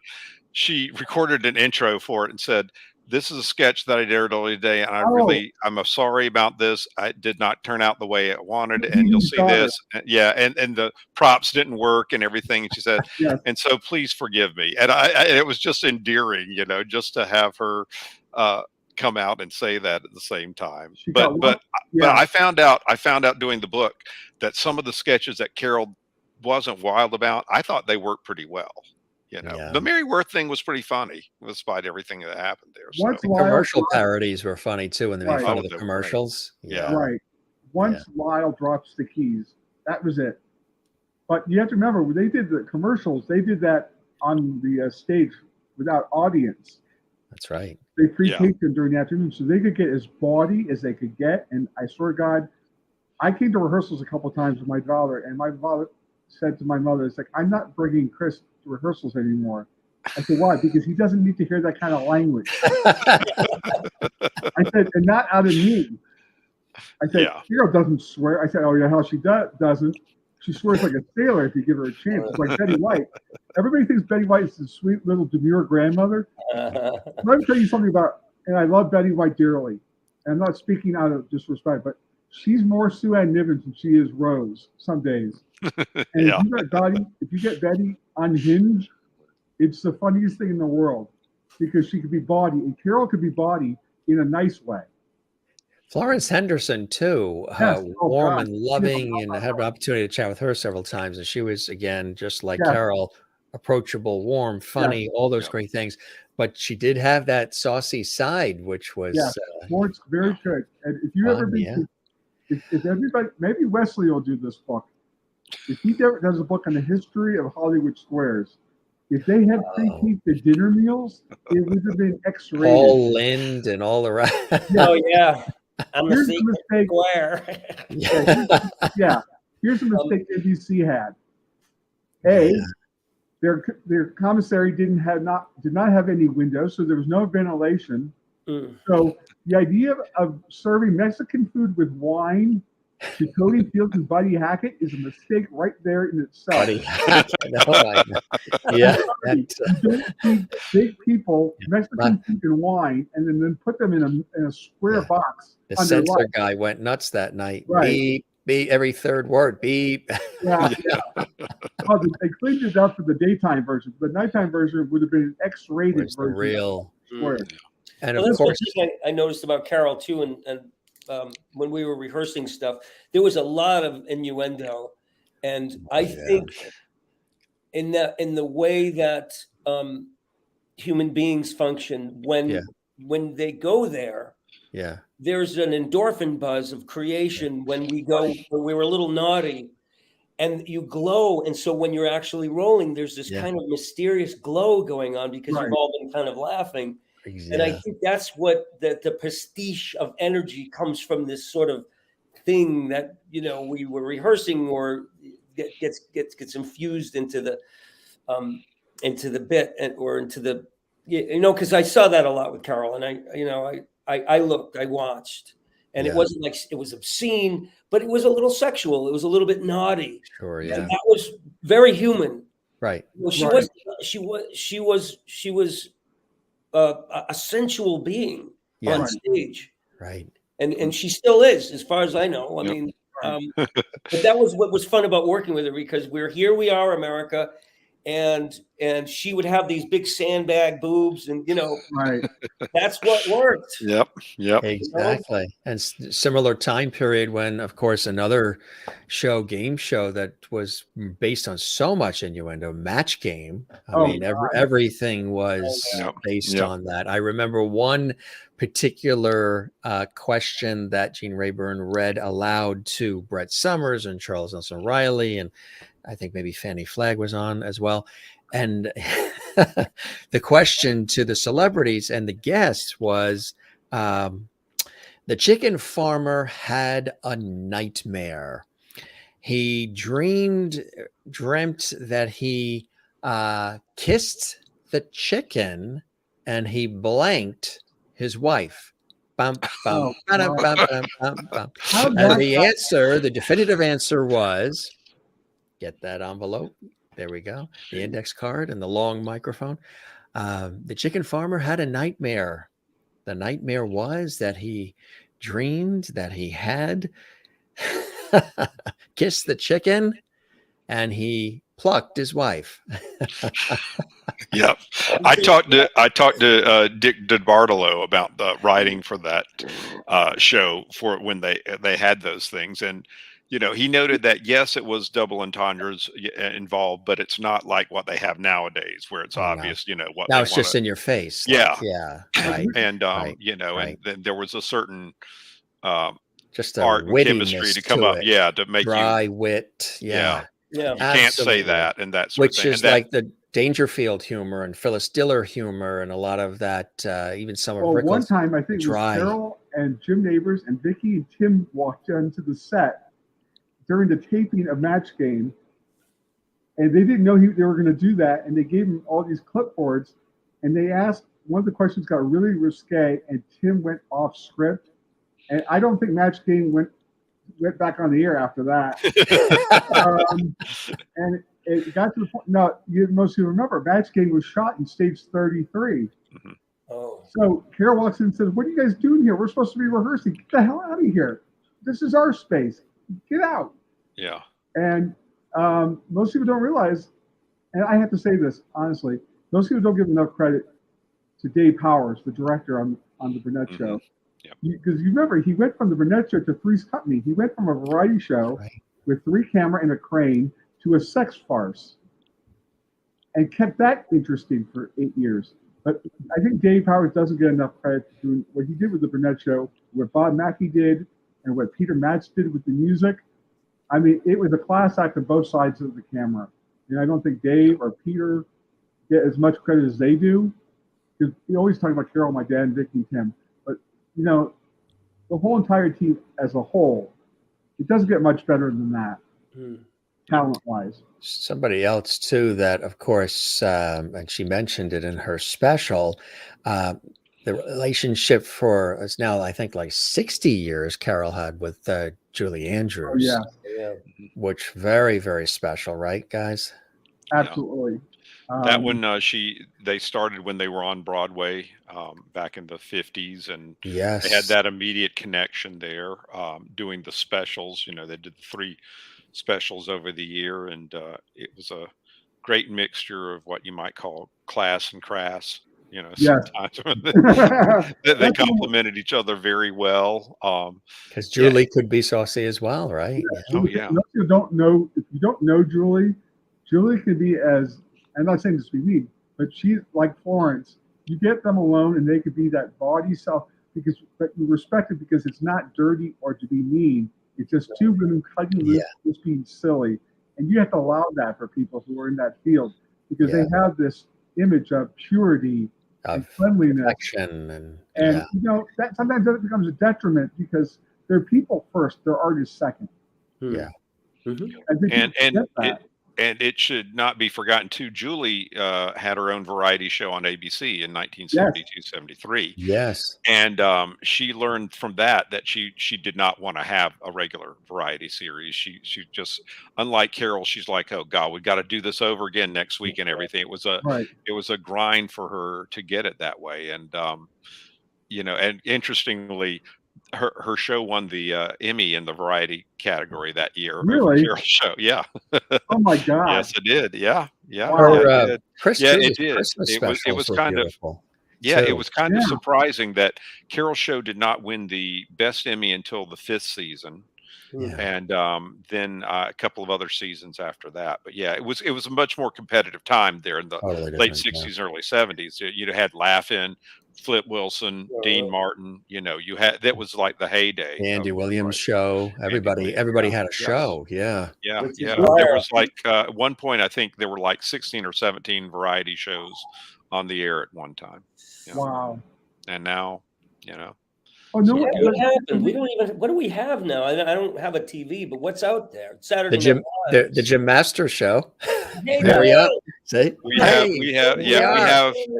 we have amateurs on TikTok doing whatever they want. Okay, you know? Excellent. Yeah, it's not the same. You know? But no one's coming out of college. These schools are not teaching how to write. Wait, did we mention TikTok? Hey, come on! You know, we go from plants. I'm not. I have to defend my situation here. I'm not putting anything on TikTok anymore, because I've heard recently that there's a lot of unscrupulous stuff going on. I did it because I was promoting my movie, and I thought the more exposure I got, and I have this history, and there's Carol, and there's other stuff I did, and I'll put it on TikTok, and it didn't. Thank you. It didn't make any difference at all. It didn't make any difference at all, because you're not going to get people to buy your movie from TikTok. You know, I would be better if I just wore a bathing suit and flashed, and I get more bites that way. It's totally. I think it's. And I'm not against social media or anything, but I think when I have to turn off my phone, I feel a little bit lost. And there's a world out there, and it's not a whole TikTok, world out there. exactly. And it's not Facebook, and it's not YouTube. Although here we are. You are. But we have lost something, and I believe it's the human connection, the interaction of shows like the Carol Burnett Show, bringing back to that, because there's all these stars in their living rooms, and it's a very isolated existence. Even there's very talented people that are doing it by themselves, and once in a while they get groups together and simultaneously do a thing like a band. But we have lost something that I think would be wonderful to get it back. And I would like to know from you guys what that would look like in a new formation, if it was network or if it was cable, to bring people together the way they did it. Carol did it, like a variety thing. Yeah. I think the problem is, members and talented comics and actors, actresses, and what do you think? How do you think that would come about? Well, everything is so that the attention span now is so short, which is that's one of the reasons why when I launched this, like I was saying, playing off my professional work in TV radio, is to have conversations and entertainment and not have it heavily scripted or interview like, and people can watch and we're just conversing, and it's a little bit more of a longer form. But working in the industry too, I've seen it, and I'm like, how can you tell a story in 6 seconds? How Yeah. can you even, not even just the story, but how do you capture a feeling? So a lot of what was on television and in music and movies really evoked feeling and depth, and you wanted more, and you would have, felt so connected to the people, and even the theme songs and the jingles. We've talked about that on this show too. We've had jingle singers and all of that whole thing, the buildup, the grandiosity to what it was fantastic. Now you can watch some of the cable channels, and they actually have a little thing you can click on that says skip intro. And I said, I'm not going to skip the intro to Maud, and then there's Maud. You know what I mean? You can skip the theme song and that whole buildup of All in the Family, I Love Lucy. All of that was special, and everything is quick hit, in and out, and that's one of the problems among many that's causing the lack of that kind of product out there. And I wanted to create this to be sort of bring some of that, it's a modern vibe and everything else, but still have some of that Carson, Cavett, Steve Allen-esque Regis Philbin feel to it. Bringing back the art of conversation as best as we can, paying homage to them. But it's, an interesting thing and then you have people who've been in the industry for many, many years, and they're like, wait a minute, they're pushed aside now over a 5-second video of somebody jumping upside down in their living room. Oh yeah, America's Got Talent. Do you want to have music on your show? We've Melissa Manchester's been here. We've had a lot of major musical. They'll play and they'll sing, and we got everything. Yeah, I would like to see a Hollywood Palace. And Chris is a viewer, so he could speak to the kinds of folks that have come through. I think the fact that you have a potpourri of people that cover a vast demographic is more interesting than giving me the same demographic every week. I love that, a potpourri of people. Write that down. We're going to use that. Yeah. But you have to remember, to the other point that Roger has made and what you made is it is attention deficit, and it's people want immediacy. Wow me now. Wow me now. I don't want to wait 8 minutes from now. You've got to really wow somebody in the first 8 seconds of the show. Right. Also, with sketch comedy, no one out of college or writing programs are coming out and how to do a structured 7 to 8 minute sketch where you have conflict, you have resolution, you have character comedy, because no one's coming out of college and teaching people how to write, because there are no more shows writers. There are no more Burnett's or Laugh-Ins or those, because no one knows how to write that type of humor anymore. I don't know why they're not teaching that. Maybe there'll be a renaissance. There could be a renaissance. It could be. I like to see Hollywood. We have a show open is so unusual. A lot of, we have a show open on this, and we've got a show close with credits. A lot of that, you don't even see that anymore. They're like, just get right in. Don't even drop the open. I'm like, you know what we paid to have that open? Did the logo designed and the whole the guy that designed it actually is a illustrator in the New York area, and he did Betty Boop, and he's worked on Aerosmith's covers, and he's not an animator, he's an illustrator. So he illustrated, created the logo, and then I said we'd like to animate it. So he said, I don't really do the animation part, but my daughter does, and she works for the Tonight Show with Jimmy Fallon and does graphics and all for them. So they put themselves together and created that whole thing. But yet you're like, then sometimes you'll have somebody like, don't even have that. They just want you to get right in. And I'm like, I don't necessarily want to just get right in. I want to feel it. I want to be brought in, led in, But there are no shows like, I would like to see a Hollywood Palace, like a Star Search Hollywood Palace. Those were great. Yeah, the Hollywood Palace. People, like Roger said, give new comedians, give playwrights a chance to showcase their work, and have a panel of producers and casting people as a panel. And each week do an anthology talent search. Each week you do comedy. Next week you do a writer. Next week you'll do a singer. And then just and then plot along and give every different genre an opportunity to showcase new talent that's out there. Because this industry is saturated with the same people over and over. What the other thing too, I think, is probably, which is why you don't see a lot of orchestras with all the musicians anymore, is the cost of everything now. The production costs. Just the minute you start your car, it costs. It's it's the cost of having everybody together, I guess, now is so cost prohibitive, which is unfortunate, but that's why you went from the large orchestra to the beatbox thing. And now we're on Zoom, which is like when we had COVID, and I was doing, I would get hired to do some stand up, and I was saying to the audience, I don't even have to leave the house to bomb. You don't have to leave the house. My own living room. Right. Yeah. Yep. Right. Very And before that, the only time you heard Zoom was the kids show on PBS. Zoom, Boston, Mass. 2-1-3-4. Right. Set it to Zoom. That's it. Yeah. Community audition. My college roommate was a Zoom guest. Oh, wow. Wow. He grew up in the Boston area. Yeah. Did you grow up in the Boston area? I'm in Hopkinton right now. Oh, are you really? Yeah. Yeah. For me, New York, out east on Long Island is where we're from.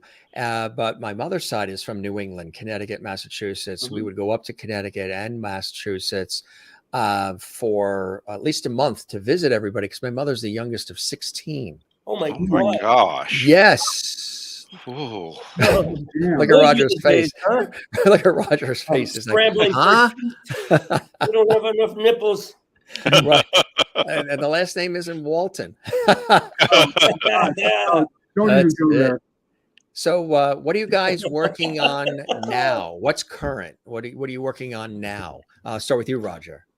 Well, you don't have to flash the logo again, but what happened with me is, I've been an impressionist for years, and then I ducked out of the business, and I retired because I had a drug and alcohol problem, and I got sober, and I started being a painter. And some of my stuff behind me here. And then when Robin passed away in 2014, I felt this incredible pull, almost a spiritual experience with him getting in touch with me saying, I want to go back to work now. Let's go.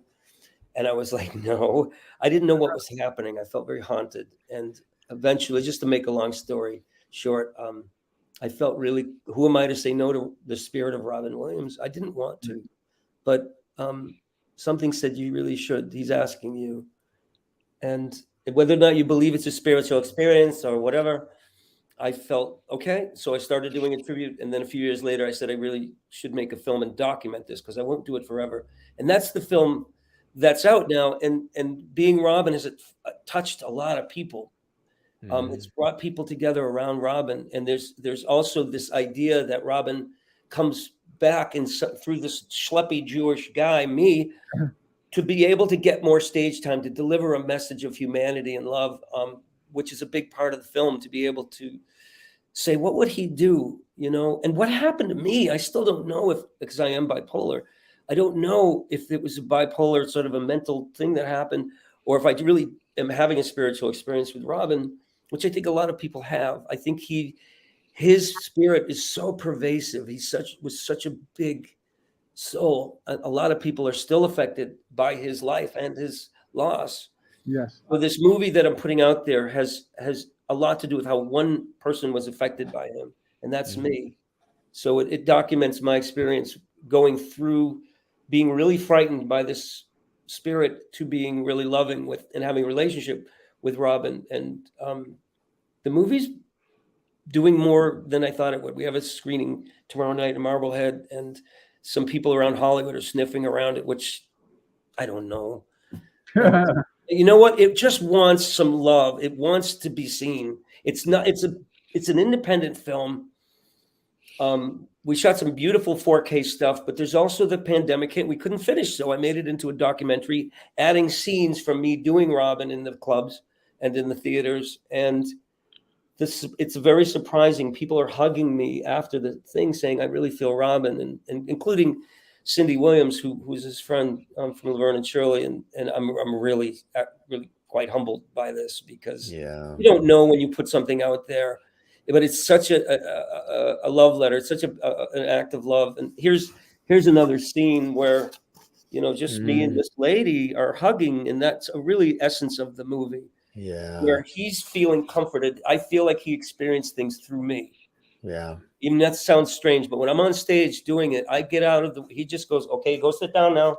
And I just go on and play. Robin plays through this body of mine and just plays, just like Carol Burnett. He just goes out and plays for an hour. And I'm like, I'm almost disassociated. I don't remember what happens. And I told Roger I'm going to help him promote this and use my media connection. Thank you. This, because it needs to be seen, it needs to be heard. Because I spent an hour and a half with Robin, a couple of days in rehearsal and taping of the Burnett Show Special with Carl. And you can't walk away with Robin and not feel affected by his spirit. And you didn't have to be funny to impact you. He had such humanity, and that's why you related to him, because he was so genuine about it. There was really no artifice with Robin at all, as a person or as an artist. He gave you what you got, and you took from what he gave you. You went home, and it affected you, whether it was good or bad. It affected you. Right. And I didn't deify him entirely. I also used that edgy, naughty side in the movie where he was really an imp to me, and I love that side of him too. You have to be honest. You mentioned some of the comedians. We've had several great folks also come through. Rita Rudner has been here, and Jeff Altman, who lives now in North Carolina. Richard Klein, Three's Company, was with us as well. And it's really interesting to hear the stories of what it took and what it takes. And Robin was absolutely something special. Could you imagine his editorial on what life is like now and all the things we've experienced the last few years? Wow, I can tell you that could be just Well, there's one bit I do in the show where Mrs. Doubtfire gives him a timeout for being politically incorrect. He's doing a bit about Herman Munster having foreplay, and she goes, "Dear, you can't do monsters." Well, why? Because they're not monsters. There's men assembled from other men, dear. Yeah. Are you a transvestite? No, dear. We say gender fluid. Well, let's pop a 6-pack of gender fluid and party. And just it's that kind of thing where she sits him down because he's being naughty, but we learn a little bit about political correctness. So I get to sneak in a little bit in the act, and he gets to be him because he would be canceled today for his material. Well, I was going to say Don Rickles. I wonder, that would that even be something? No. It's changed so Sam much. Kinison would not be allowed. Oh no. Who? No. Kinison? Andrew Dice Clay. There's a good one. Oh no, there's another one that would not be allowed. Yeah. So what's going on with Wesley? We're back to Take My Wife, Please. Or can you even do that? Can you do Take My Wife, Please? Yeah. No, probably not. Really struggling. But I think it's good. I think we have to acknowledge that people have been hurt by these extreme stereotypes. Right. If you do it in the spirit of love and then it's different, inclusion. Right? And I think there's an argument. I got to say this. I think there's an argument that I've done on stage as Robin, saying these Black people they're part of my Black people, Asian, Indian, and they're part of me. They're these spirits that come through me, and I'm hesitant to shun them because I'm trying to introduce, because I love them and I hate to just hide them. And there's no, they're not being made fun of. They're just there's an opportunity for them to come through me and be part of the show. And there's an argument, because I told my kid who's trans, I said, sometimes within me is this large, strong, independent Black woman. And he goes, Dad, no. And I said, well, I have to listen to some degree, but I wonder if I'm abandoning her within me, that part of me that is her. Right. Because of the political correctness. And I don't know what's right. I'm not making fun of her. Yeah. Right. I think that's the difference. You don't distinguish. If you're capturing the essence of somebody, you're not making fun of them. You're trying to capture who they are in their spirit. But people are so politically incorrect now. They take umbrage to it because they think you're mocking them or you're diminishing their value as a person. And all you're doing is you're being genuine to who they are, flaws and all. This is who I am. And I'm celebrating me in all my glory and all my bad parts. But people don't see that or hear that. They hear you're mocking somebody, you're making fun of somebody. I'm like, Well, it's like Mel Brooks said, political correctness has ruined comedy. Mel's right. If we look can't at Blazing Saddles. laugh at, What about Blazing Saddles? We couldn't even make that movie today. or the producers, Or what? or the producers, Or All in the Family, probably some or the episodes. family. Yeah. Well, didn't they say they want to remake Willy Wonka because the girl that is sort I of heard about heavy that. set a little bit and then turns purple, and it's poking fun at her and all. And see, I didn't, when I saw Willy Wonka as a Blueberry kid, shaming. There's the blueberry.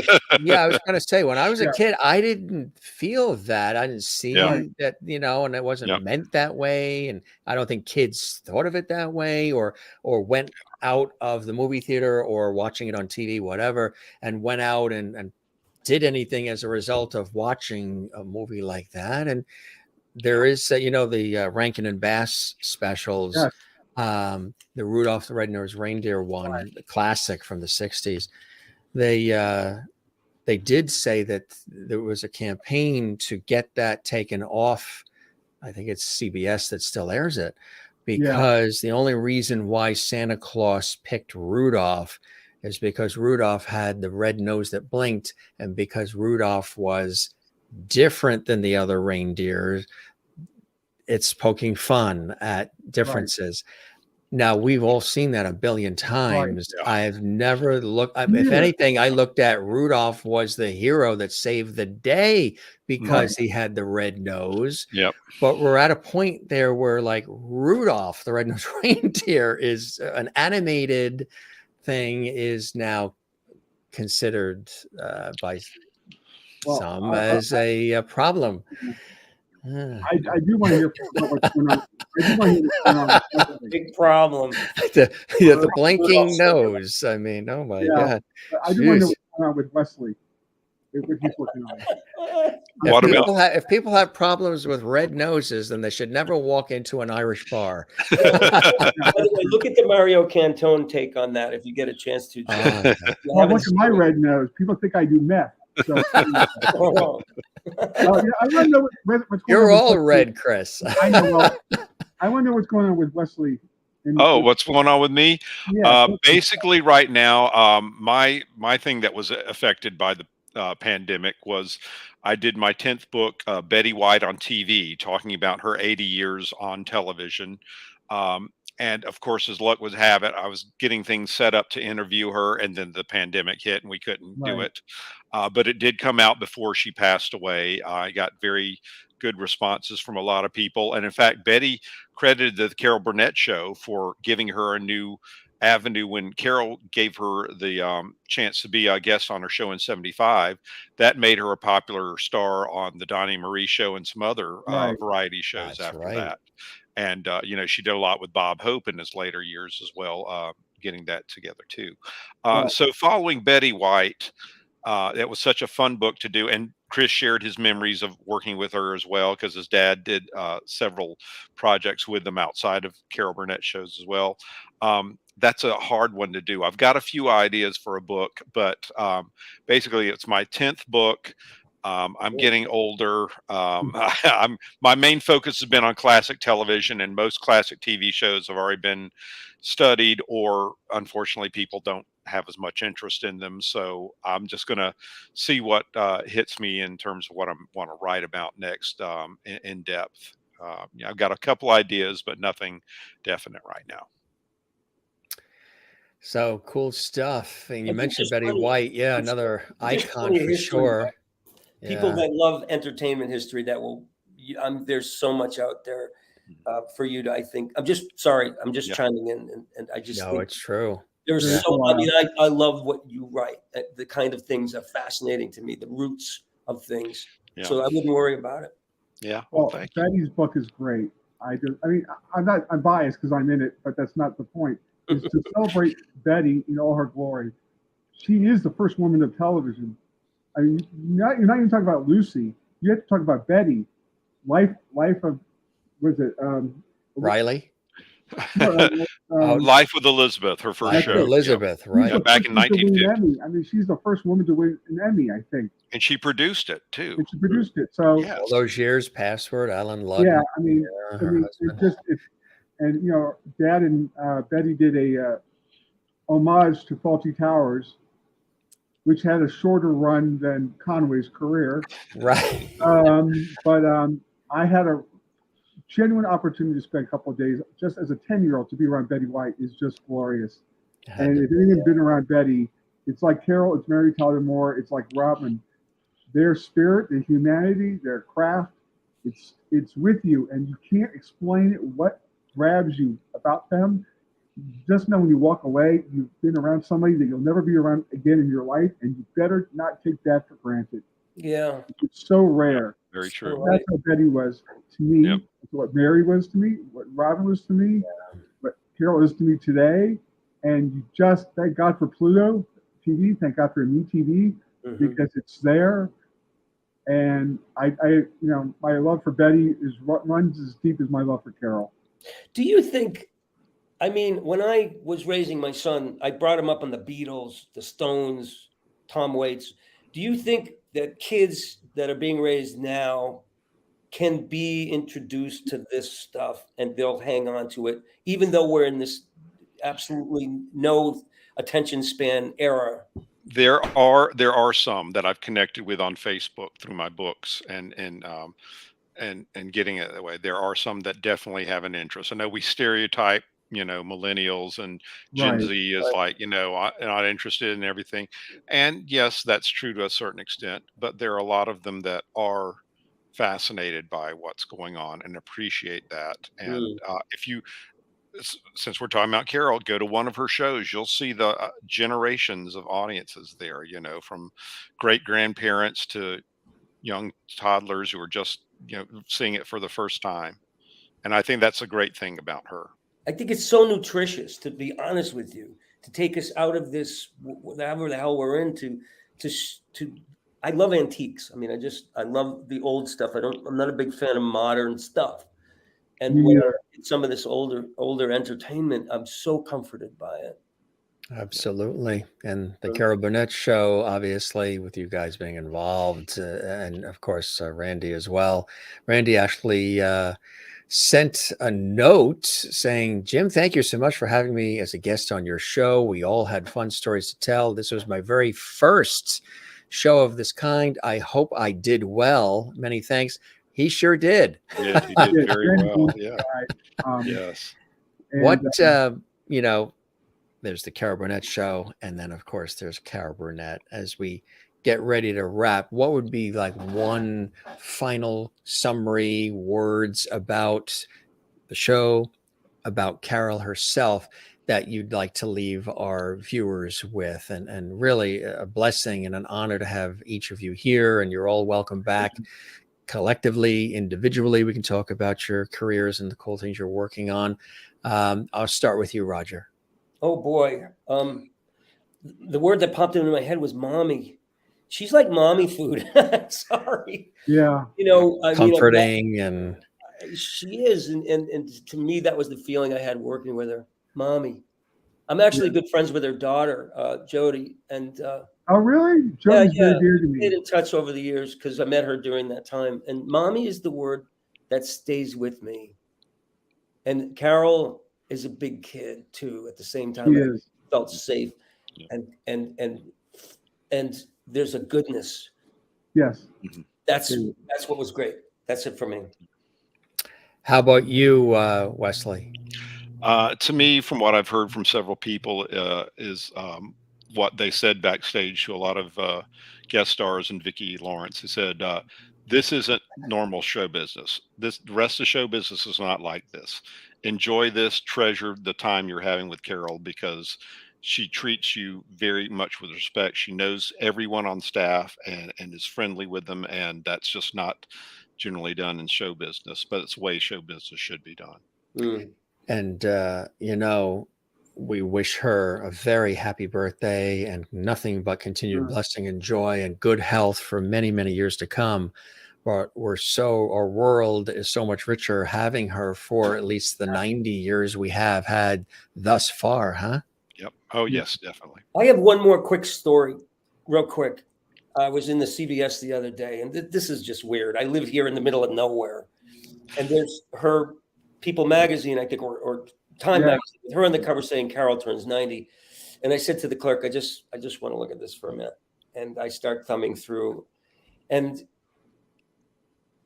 I put the magazine back, and I said, wasn't she incredible on TV? Wasn't she, isn't she great? And I didn't want to say, well, I was on the camera. I don't do that. I just wanted to share that with the clerk, that reverence for her and appreciation. He said, oh my God. And he started going into the sketches and everything. And I felt like I don't have to be that guy that worked with her. I just appreciate her as a human being. Anyway, that's it for me. And Christopher, that show and that woman has been in your life since the beginning. What words do you have for us? Well, I was looking at that same People magazine in the Target the other day with my wife and my son, and Scott said, my 20-year-old son, oh yeah, look at this magazine cover with Carol. I said, so my ego had to pick up to see if she said anything about the old man. And I looked at Scott. I said, there's no pictures of Dad. I wonder. I know why they couldn't get a picture size big enough to get his entire nose in the frame. And my wife says, why do you take nice moments like this and ruin it with that crap? I'm like, sorry, okay.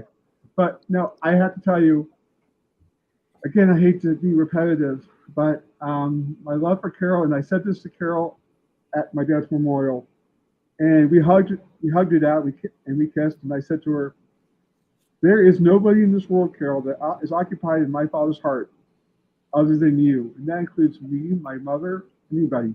And that's the way it should be. And she started to bawl.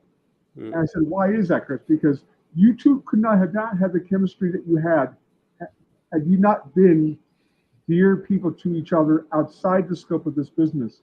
You can't have that trust and that love on stage if you don't have it off stage. And so there's a place in my dad's heart that will never be occupied by anyone but you. That I can say the same thing for me, because when she had her jaw surgery, I had the same surgery she did, and she didn't have to share that struggle with me. And she took me out for dinner one night with my dad and my sister, and she shared that whole process of her surgery with me, and she didn't have to. So she gave me a piece of her heart and her life and her struggle when she didn't have to be, but she did. And she walked me through that whole surgery process, and I felt better about it afterwards. And I thanked her, and I cannot thank her enough for everything that she's given me in my lifetime. But most of all, the people that I'm talking to today are my greatest blessings. Wesley, Roger, Jim, and Randy, you guys are part of my life forever because of Carol. And I don't take that for granted. I love you all. It's very, you don't either. Right back at you. And there were a couple of others that wanted to be on, but there was a scheduling conflict. Stan Mason wanted to be here as well, and he, of course, phenomenal dancer and so much more, and performer, and Jim White as well, but he's a little under the weather. And we were going to try to, it was sort of all last minute, but we were trying to get Karen Wyman as well. Another fabulous, because you had talked to her too, Wes, right? Yes. Facebook friend of mine. Yes, wonderful. So maybe at some point we'll have her come on at some point as well. But truly, this was really extraordinary conversation, and we put this together very, very quickly because we have guests scheduled every night. And I said, well, where would we fit it in? What can we do? So we'll put it all together and then air it, and our viewers, I know, commenting and loving it and celebrating this iconic figure, and chatting with some of the folks that helped make it happen behind the scenes as well is really a blessing as well. I truly thank all of you for stopping by the Jim Masters Show series, and I want to, as I always say, keep the porch light on. You are welcome to come back here and stop by Lovety Hall, as the viewers call it, anytime you want. And I hope you enjoy the time with me as much as I absolutely have with each of you. I'm so glad we had this time together. Absolutely. Exactly. I'm Jim, so you are glad such we a had this pro, man. time You're the real together. deal. Thank you for having me. Oh, Roger, yes. That- Thank you so much, Jim. Where did 2 hours go? Oh, well, we're Wow. going to do an Yeah. hour, right? I Wow. tell you, huh? You have to edit this down into something I that's hope the show good. also met whatever expectations you had, and you enjoyed the time with me as much as I have Yes. with you. Always, Definitely. Jim. Wonderful. Always a blessing to be with you. Christopher, I can't thank you enough. My new You're welcome, Roger. Yes. My Thank pleasure, you, Chris, Philip. for helping get this together. Yeah, my we pleasure. worked hard. Chris and I tell you. Oh my God. My wife thinks I'm gay now. She said, I never heard Put you her on. do We'll one talk to her. man in your lifetime that much. I said, well, between Roger, But Chris, Wesley- wait, you said that last month. I'm sorry. Like, now I'm doing threesomes and foursomes. I don't even play golf. See, you got that humor. That's been passed I down. got that humor, That yes. Korman gene is there. That Yes, Korman among- gene is there. And the receding hairline and the Okay. nose. Before Yes, we go, no, you had actually sent this in. We showed it when you were a special guest yourself, Chris, but great shot of you and your Oh. dad, huh? That was a Mama's Family shoot. Mama becomes mayor, and we spent 4 hours in the cold rains of Pasadena. And the only thing my dad said at the end of the day was, they need a better crafts table. There was not enough donuts and knishes on this crafts table. I'm like, I So- never seen a Knish on the craft table. That just Yeah. makes me mad. I went through all my Hollywood experiences without a damn Knish. Not one. I've never seen a Knish on anything that I've done on set or anything either. no. And I love it. Skittles, Yeah. yes. Never Yeah. had the Knishes. Knish with a little mustard on it. Oh, Oh, yeah. well, Yeah. so Mel good. Mel said to me this. It's like, They are good off the trucks in New They York are good. City. They Those are. trucks on the corner, they but are good. Those Knishes. Mel said to my dad, I said, of all the things your dad could have complained about, he didn't complain about the lack of writing or his credit or his trailer. His biggest kvetch was there was not enough corned beef and rye bread on the crafts table. So where are the freaking pickles? Because that's show business. That's It Yeah. always comes down to the pickle. Without the pickle, Yes. you get nothing. You have That's to it. measure the quality of a film based on the crafts table. I'd I'm like to thank the really? Academy, but there was no pickle. Right. Yeah, look at that. Very nice. You guys are the best, truly. And we thank Randy for stopping by and Yeah. the other guests that were going to try to get in, but things have happened. But again, we'll keep the light on for you. You're all welcome to stop by our series here. We're trying to do something Up on it too. conversational and warm and engaging. No scripts, no teleprompters needed, just good Nothing, yeah. conversation. And Yeah, man. Roger and Wesley, thanks so much for stopping by. And Chris, as always, my Always my friend. pleasure, my friend. Thank you, everybody I at love home. you guys all very much. Even part of the show. I don't know if this is part of the show, but if it is, we had a blast. Yes, we did. We did. Thank you, We Jim, did. for We everything. did. Thank you, Jim. Yes. Thank you, Jim. Thanks for hopping in at the last minute. I really, and the week Okay. of, and yeah, My Go. pleasure. we Hit the gotta go. button. Got to hit the button. You know, one thing before we do go that maybe you guys have an answer on it, maybe you don't. The only thing I was surprised about with the phenomenal special they had on NBC, which was beautifully done, a terrific special, was that it was on NBC and not on CBS. That's what I don't get. I thought There was a bidding war, no doubt. Well, I hate to say it, but I think most of the people there at CBS don't know Carol that well or don't know about her legacy. There's nothing in the hallway. Well, television. Well, there is in the hallway, there, but you know they don't look. We're Television City. They're getting rid of everything there now. That's what's, and it's CBS Television City. That's the harmful thing. They don't care about their legacy. The Tiffany Network. I know. Yeah. Getting tarnished. We have to carry the torch. Yeah, carry the torch. Carry the freaking torch. The other problem that I had was a lot of those people, I wouldn't say half, a lot of those people had no business being there. What does Charlize Theron have to do with Carol? Well, you gotta have the ratings. You gotta have the.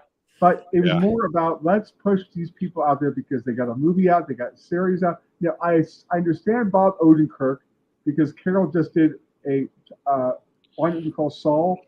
Mm-hmm. Better Call She did Saul. an episode of Bob Odenkirk's series, so I can understand that tie-in. I'm fine, thank you. I said, just ask me if I wanted water. Okay. So Yeah. Maybe that's the time to go. I was going to say 2 hours in. It's just something over my head. So yeah, I had a problem with that, and the fact that it wasn't on CBS. They told me that CBS was cheap, and they don't appreciate the people who were cash cows for them. Mm. And Carol was a cash cow for them, and for them not to honor Carol it shows that CBS's lack of class. There's no And special or I need to anything. say Yeah. that, but it should have been on CBS, Yeah, that's what I and would it have should thought. have had more people that worked with Carol. I wonder how she felt about that. But here's the sad part of this: she co-produced it. Hmm. I'm not saying that I'm not bashing Carol, but Yeah. NBC asked her to produce her own special. It wasn't NBC going to Carol and saying, "We'll produce this with our production company." This was her thing. Yeah. This was her. They went to her Right. and her co-producer Steve Sauer and another producer and said, "You produce this." Right. Right. So they You don't went to know her. if there wasn't some real other reason other than there was some logistical, legal freaking Yeah. thing. We don't really Yeah, know. we know. Yeah, Yeah. we But I don't know. agree with you. CBS should have been really all over that. The home. Yeah. Yeah. Yeah. Absolutely. I still can't believe they called Bob Barker Studio. I understand how the iconic Price is Right is. And I said this to Jody Hamilton. I said, Jody, this will always be our home. This is the house that Carol and Joe built. For me, that will always be Carol's home. I They- loved they- walking in those doors during Me that. too. Oh my God. Wasn't that great? From It was Television City in Hollywood. Oh my Yeah. God. And What there's you this don't realize stage. there's only 4 studios in the whole main building. There's It was a 33, playground. 31, and Young and Restless occupies 41 and 43. And then they have the studio on the outside, which is 56, I think, Yep. where they did the Letterman stuff. But outside of those 5 studios, CBS really isn't that big. They've expanded it, but the iconic 4 studios, Hmm. that legacy is gone. They named the artist entrance after Carol, which I thought was great. But they named the sandwich after my father, a corned beef on rye without mayo. I don't know, but it should have been named after Carol, the artist entrance. But I think the studio should have been. This is the home of Carol and Joe. Hmm. And I told Jody Hamilton that, and Jody agreed. That was Jody's home. That was my home all those years. Hmm. Amish Family and the Burnett Show, and all the things that Carol did on Stage 33. The crew used to get these jackets called Burnett Bums. Mm-hmm. I feel like all of us should get a Burnett Bum jacket because all of us who are part of that family were a part of the tapestry of that show. And you walked into Stage 33, you could hear Bob Mackey's music go on. You could smell the paint of the walls in the set. It was that ephemeral. And I thought Wesley's book captured that because every time I read Wesley's book, I can picture Bob Mackey's costume. Yeah, I there it can is. picture Peter's music. I can picture and smell the stage walls. And that's how brilliant Wesley's book was. Thank you for that unsolicited plug, I should Well, add. Right? I need it. It was really, the book and the show for me was always warm milk for the soul. Thank you. Mhm. I'm glad Thank you that- for doing that. Yeah. Yeah. Cool stuff. Thank Gang, you, this was Jim. I owe you terrific. everything, And Jim. I owe am you. so glad we had this time together, Me and too. we shall do it again. Hopefully soon we'll will. have you guys individually on to talk about all the cool things you're doing. And you guys going to make a sandwich now? Knish. You got- Talking food. Knish. Knishes. We're going to Rogers for knishes. Bring the In the mustard. house, Knishes. You guys are the best. Thanks again for stopping by the Jim Masters Thank you. Show. Thank you, Jim. Spread the Thank word you. about our show. If you know other folks you think would like to pop on, they're all welcome. It takes a village, and that's how it really spreads. And Well, I'm going to send more people your way, Jim. I got a appreciate lot of that. people sending your way. I Right. appreciate that, my Yeah, friend. Jim, Thank I know you. my friend. Great. Thank you, Roger. Take you care, you guys. take care, and we'll Thank see you you. again, Roger. Okay. Appreciate Call me you being anytime. with I'll us. be around. All right. You take Okay. care. Take care. Wes, thanks for joining us as well. A real pleasure, and congratulations on the books and everything else. you And so let's get much. together. We'll have you back on as well. I'd love it. Thank you again, Jim. I appreciate so much being part of this show. The pleasure is all mine, all mine. We'll see you again soon. Good. Thanks. Bye, Chris. Bye, Wesley. Bye, Jim. And Chris, thank you, my friend, for being with Always, us my friend. and I'm working always with in me your to put corner. this together. Really, it was absolutely spectacular. And I hope you enjoyed your time with it as well. I always do, Jim. I adore you personally, and I adore you professionally, and I hope your family's well. Everybody's doing well. Yeah. I'm glad to hear that. And you guys are doing well in Vegas? We're doing well. I'm working on my second book, Oh, fantastic. The Greatest Straight Man of Comedy. Oh, that's going to be fantastic. So, yeah, I really want to celebrate the Carl Reiners and my dads, the Deep Martin, Oh, Bud yeah. Abbott, and really get into what the second banana. It was great. The second bananas are important. But really, Absolutely. what is the history of the straight man and its Exactly. value to a comedy team. I really want to delve into that. So I got a co-writer and I got a publisher already interested.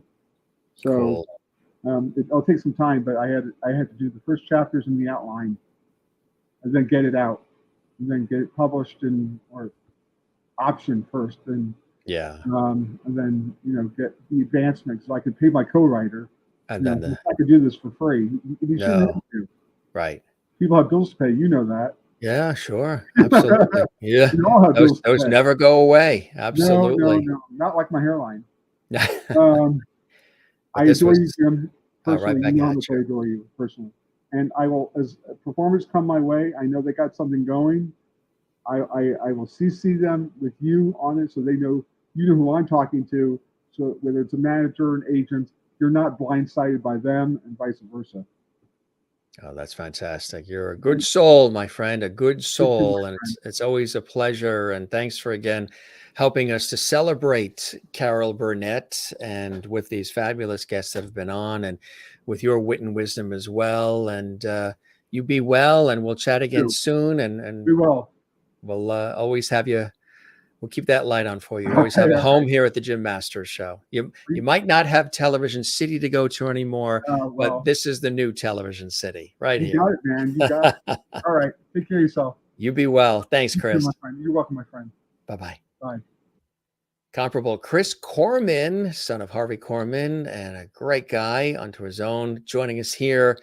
Really terrific. And Roger Kabler here. And of course, we had Randy Doney here and Wesley Hyatt. And this was really an amazing, special that we did here. We put this together very quickly to celebrate the Carol Burnett Show, but of course, Carol Burnett herself, the icon and the beloved and revered talent, comedian, actress, singer too. We didn't even talk about the fact that, she's a singer as well. She sang often on the show. She's got CDs that are out, and just a multi-talented, but even more than that, being a multi-talented treasure. She's a treasure as a person. And you could just hear from some of the comments that our guests, had to say about her and about the folks that worked around her. Of course, her husband at the time, Joe Hamilton, and Bob Mackie, who designed, those fabulous outfits on the series. And then, the co-stars, the Harvey Kormans, the Tim Conways, the Vicki Lawrences, the Lyle Waggoners, and all the incredible folks. I used to love how she had everybody autograph her book as well. At the end, when the credits were rolling, she'd bring out the autograph book and everybody would sign it. And of course, everybody loved the Q&A in the beginning, which was fantastic. Again, you guys know as a host, I'm very big on interacting and engaging with the audience, bringing you guys in. So we thank everybody for all the great comments. I know this has brought a lot of great memory to you as well as we celebrate the iconic Carol Burnett on the Jim Masters Show live series. And of course, there she is with Lucy, which was wonderful. And as I mentioned, I had an opportunity on several occasions to chat with her. She's amazing, really, truly. And we're so blessed to have her all these years. And good stuff. So happy birthday to Carol Burnett from all of us here at the Jim Masters Show and all of our special guests and everybody. Gang, if you enjoyed this episode of our series, or if you missed anything, you say you came in late and you're like, oh no, I came in late. and you didn't get a chance to hear about some of the stories behind the scenes at the Carol Burnett Show and about Carol herself, don't fret, because this episode is archived right here on our YouTube channel, which is Jim Masters TV. Subscribe, like, comment. Matter of fact, give this episode a thumbs up if you really enjoyed it. Leave a comment for us. Let us know about your Carol Burnett memory. Maybe there was other things that she did aside from the Carol Burnett Show, movies and other television and performances that you loved about Carol Burnett and still love about Carol. Drop a comment in the comment section for us and let us know. Share your Carol Burnett stories and memories as well, right on this YouTube channel, right on our show page, which is the YouTube channel, Jim Masters TV. So be sure and do that. Interact with us, leave a comment, give us a thumbs up, like, and don't forget to subscribe to the YouTube channel, which is Jim Masters TV as well. That is where we house over 920 episodes we have done of this series in under 3 years as the time of this show so far and counting. Over 920. That's amazing. We had Loretta Swit from MASH on not that long ago, you may remember. And she said, Jim, we did like 230 episodes in 11 years. And you're talking about over 900 plus in 3 years' time? Absolutely. And still going. Celebrating Carol Burnett, a special tribute with celebrity guests here on the Jim Masters Show. This has been a JMS special. We thank all of you for watching, participating, and celebrating Carol with us here. This was really something quite special, and thoroughly enjoyed it. One of my favorite people, Carol Burnett, and I'm sure yours as well. Thanks for stopping by. Again, you guys know around here we don't say goodbye. We say see you later. Ciao, cheers, slancha, abida zain, moilu, sayonara, shalom. What else do we say? We say take care, be well, cheerio, hajda, as many as we can fit in. That's the Swedish one. And take care of one another, love one another, and take care of yourself. Don't forget to love yourself as well. Thanks for stopping by the Jim Masters Show live series. We really appreciate all the enthusiasm, all the passion. And come back. We will be here for you. Don't forget, you can binge watch all the episodes on our YouTube channel, Jim Masters TV. Hundreds of them with celebrity guests from Broadway, Hollywood, television, film, music, stage, culinary arts, sports, inspiration, everything you can possibly think of in a conversational style. We love you all. Take care and be well. And thanks for stopping by and watching this episode of the Jim Masters Show. Be well and cheers.